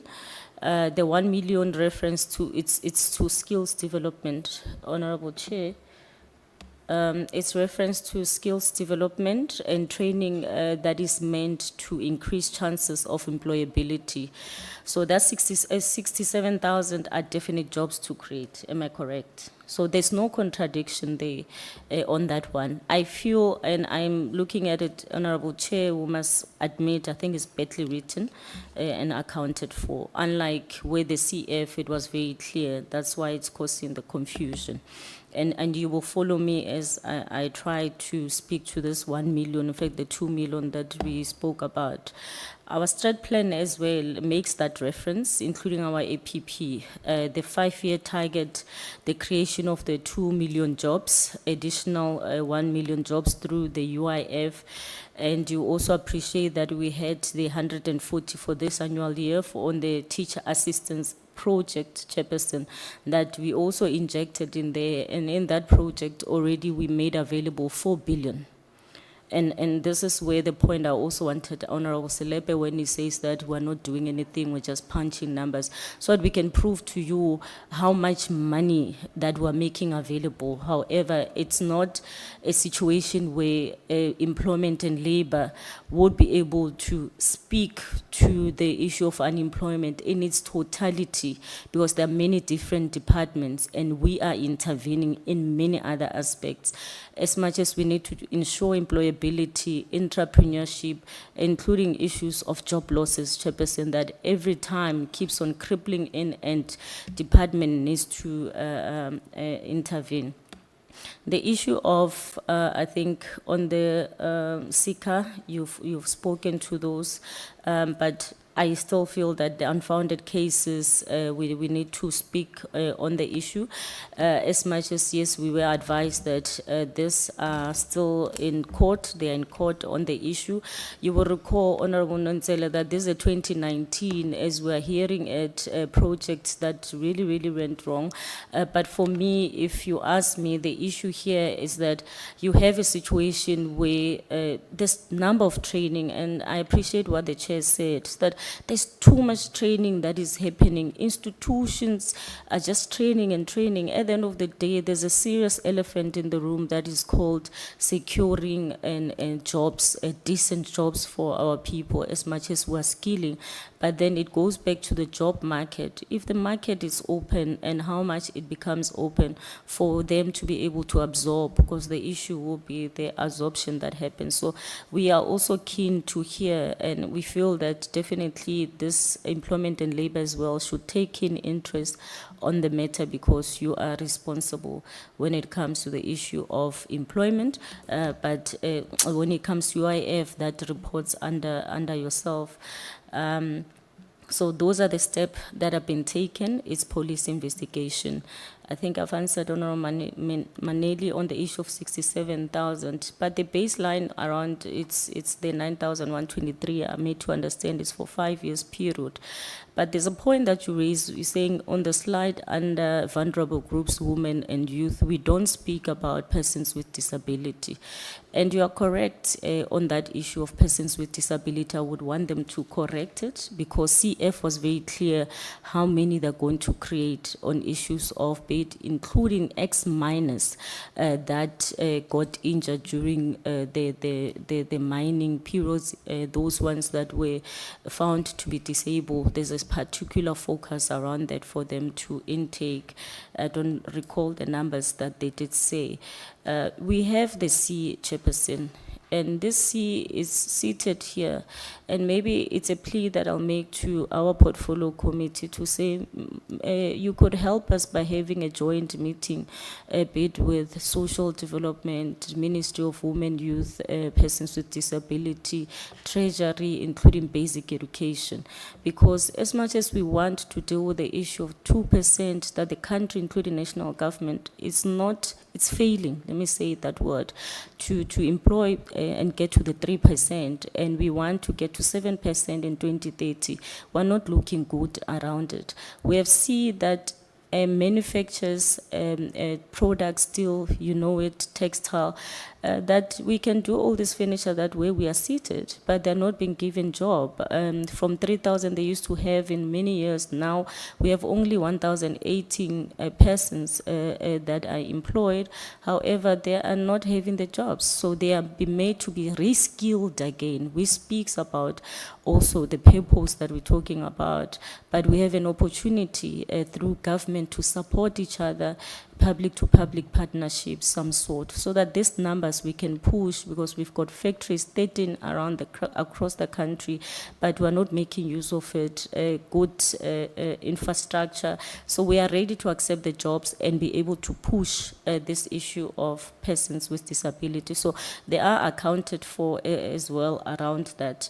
Entrepreneurial program, the lab, it's collaboration. Yes, you are correct, Honorable Chair, around that issue. But maybe let me make the point around the issue of the lab program. As the advocate says, it has got 3 functions to it that speaks to issues of employability, SMMEs, entrepreneurship, that needs to be encapsulated and be found around that program. Now, the program already, as we speak, it has been budgeted for 9 billion that has been budgeted for.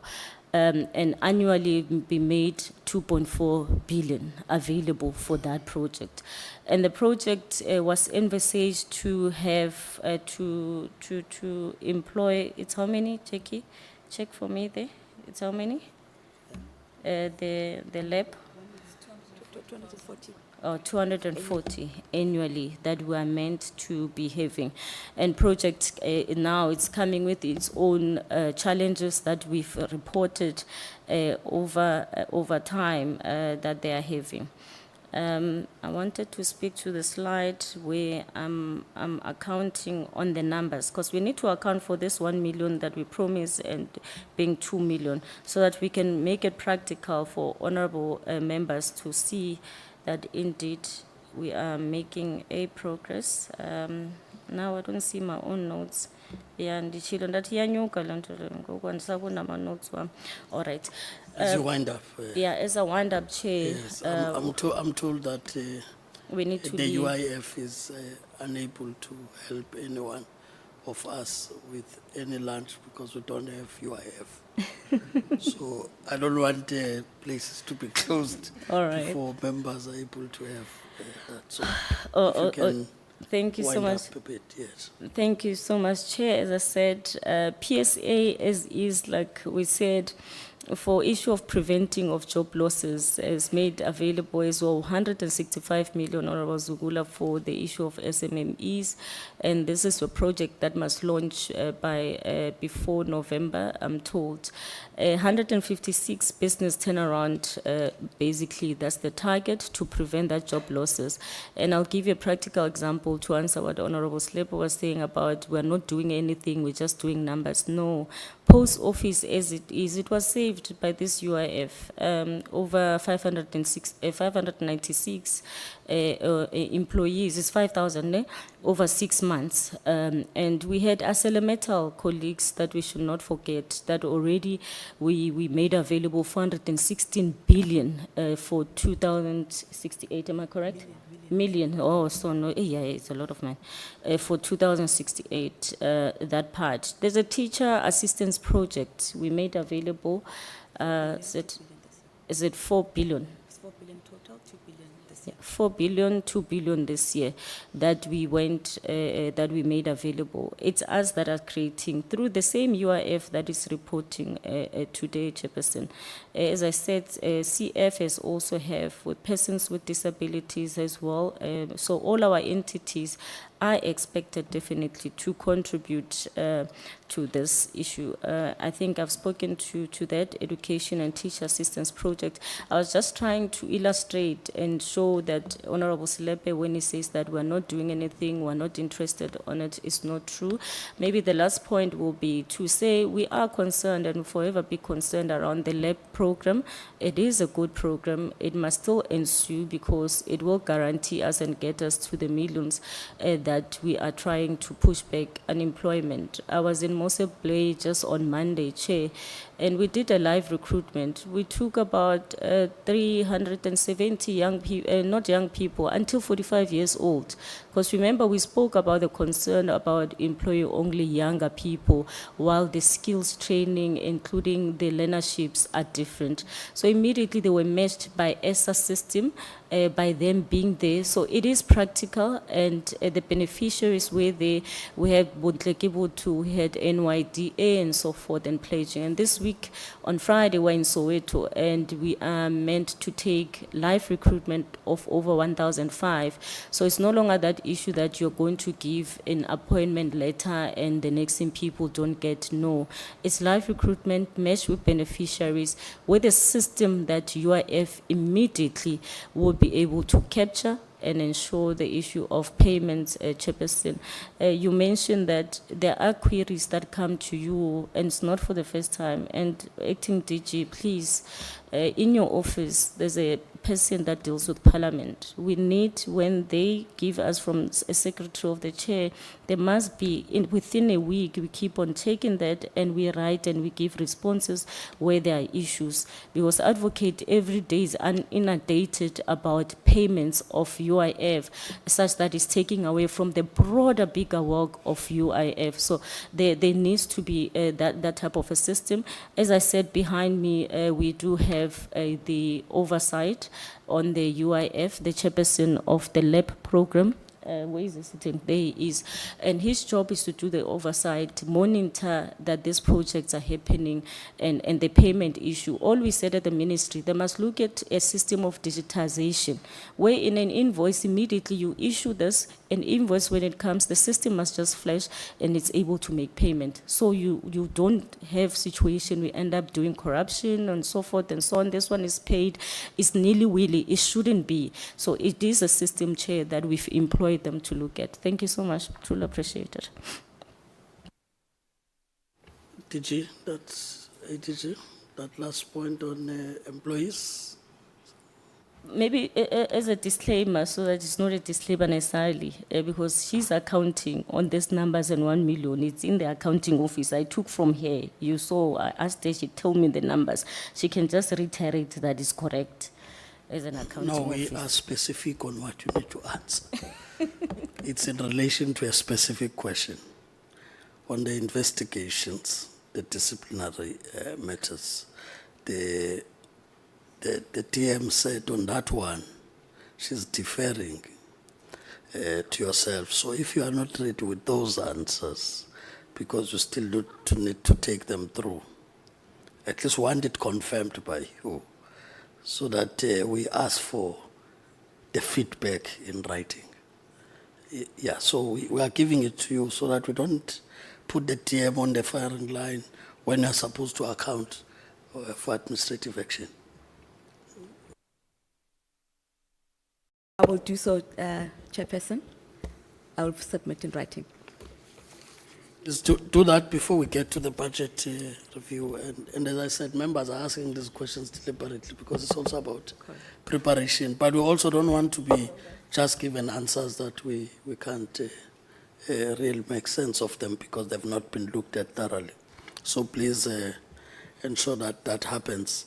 Honorable members, I know we are pressurized with time, but I think what's important in summarizing the discussion now, I must start from that point, that we find it unacceptable that when you make changes, you do not make us aware. So we will not have again a meeting that takes a break for what we should have.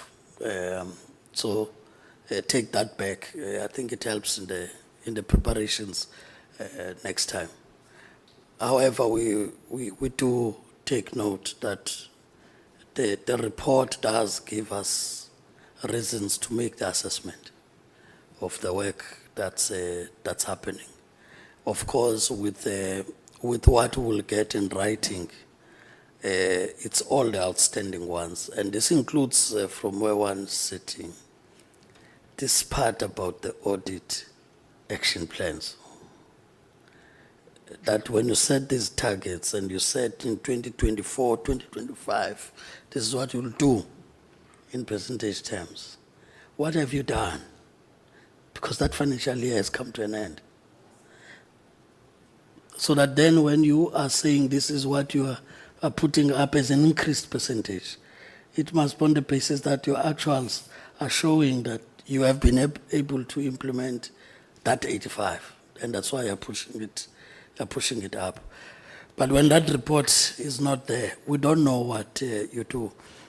I'm sure members will remember that we made a commitment to the AG as part of our oversight, that will keep an eye on those audit action plans, because the AG's cry has been that action plans do get submitted, but when are put to the test, they are not addressing the matters that we say must be addressed.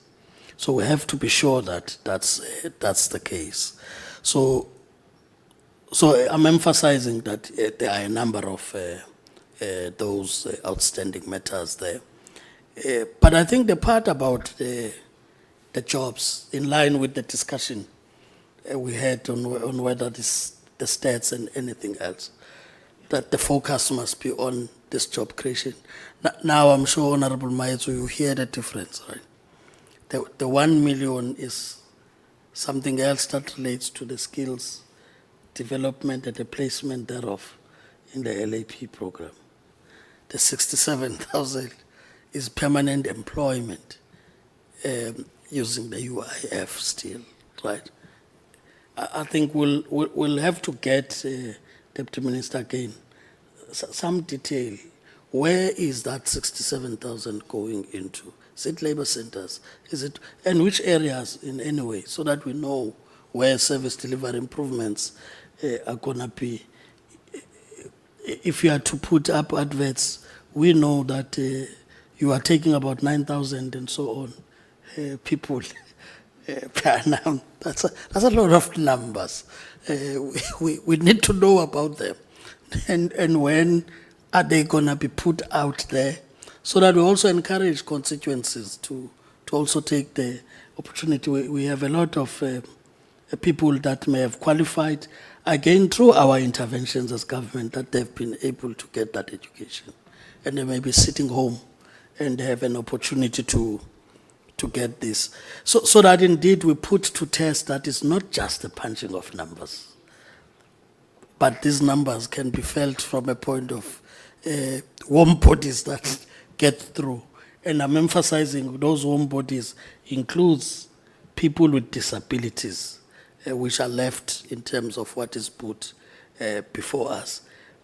And how the SEE, you can hear me, Deputy Minister, I'm very serious about this. How the SEE also is linked up to such a program as it relates to people with disabilities.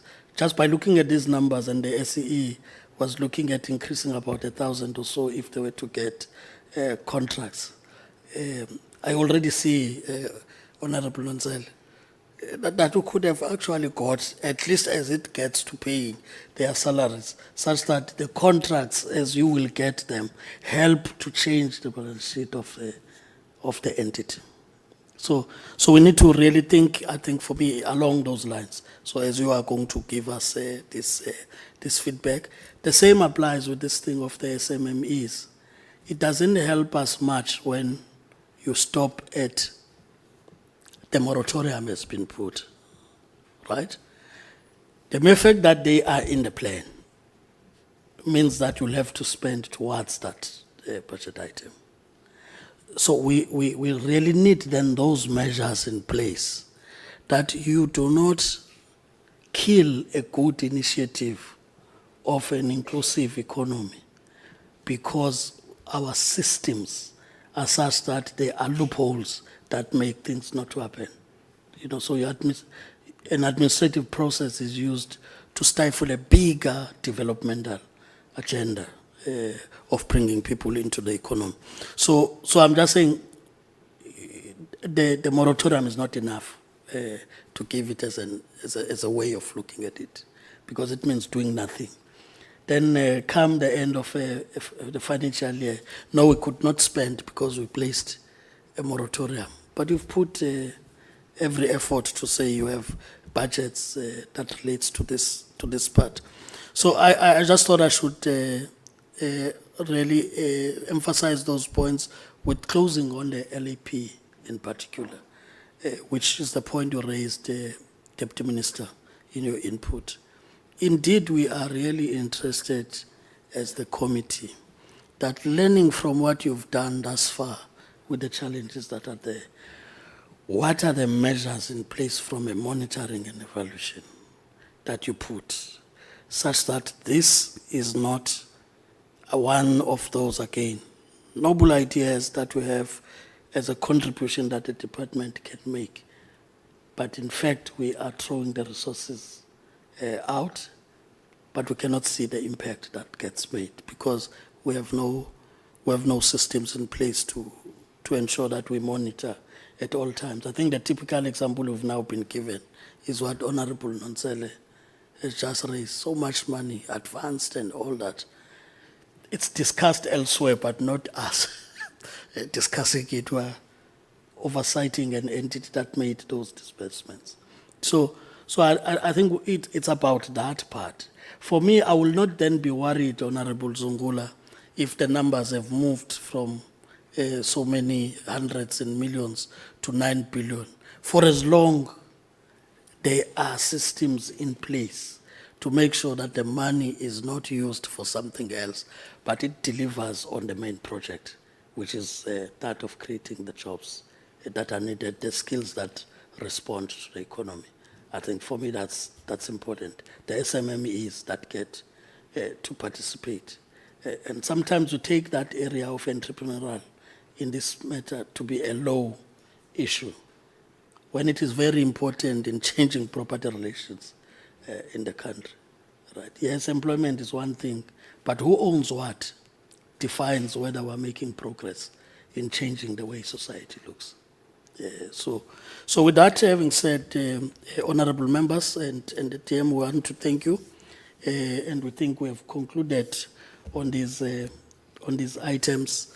The time is now almost past, and I want to make a plea with yourselves that the next item was to be the minutes, and you know we need a particular number to have decision making, that if we're to hold on those back, as we would be dealing with the adoption of our report, that we handle it at that point.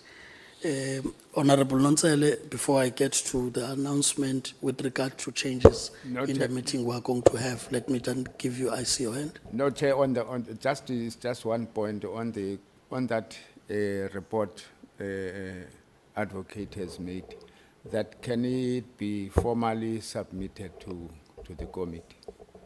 Yes, we accept his, in the next sitting, yes. We'll schedule properly, but you must start preparing it, so it doesn't change what we summarized. We did the report, but we must schedule it. Honorable members, we are expected to adopt a report of the committee so that it gets to be 80 seat in preparation for the budget votes. Looking at the program, that's why you now have this notice that you got. Was that it's on the 2nd and on the 3rd there's a debate. We may probably not meet the time, but also not allowing members enough time to prepare for the actual debates. So we would have made a request to have it virtually on a Friday after the mini plenaries at 2 o'clock, and therefore continue from that and adopt the report so that it's 80 seat, which will then affect the meeting we're going to have on the 2nd of July. So we would have also applied for that cancellation, so you'll be free to attend to the others. But as members would have seen, because you are participating in more than one committee, even on that Wednesday, there are those other mini plenaries that are taking place. So this is what informs the change.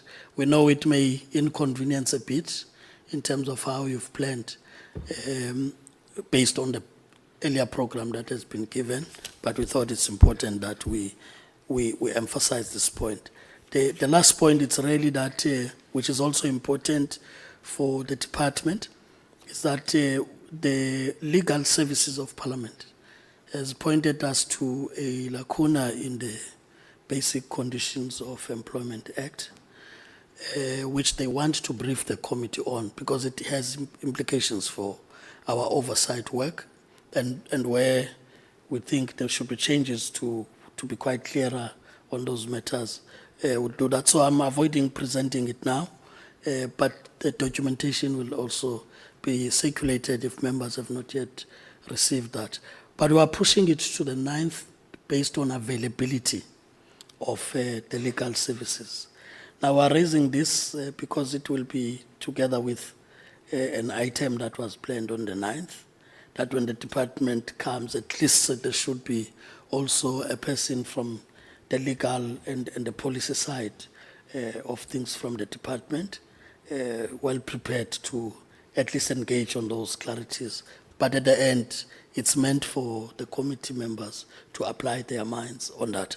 So I thought I should deal with those formalities before we get to the closure. With that having been said, honorable members, the meeting stays adjourned. I hope you will still find something to grab for the longer afternoon we're getting into.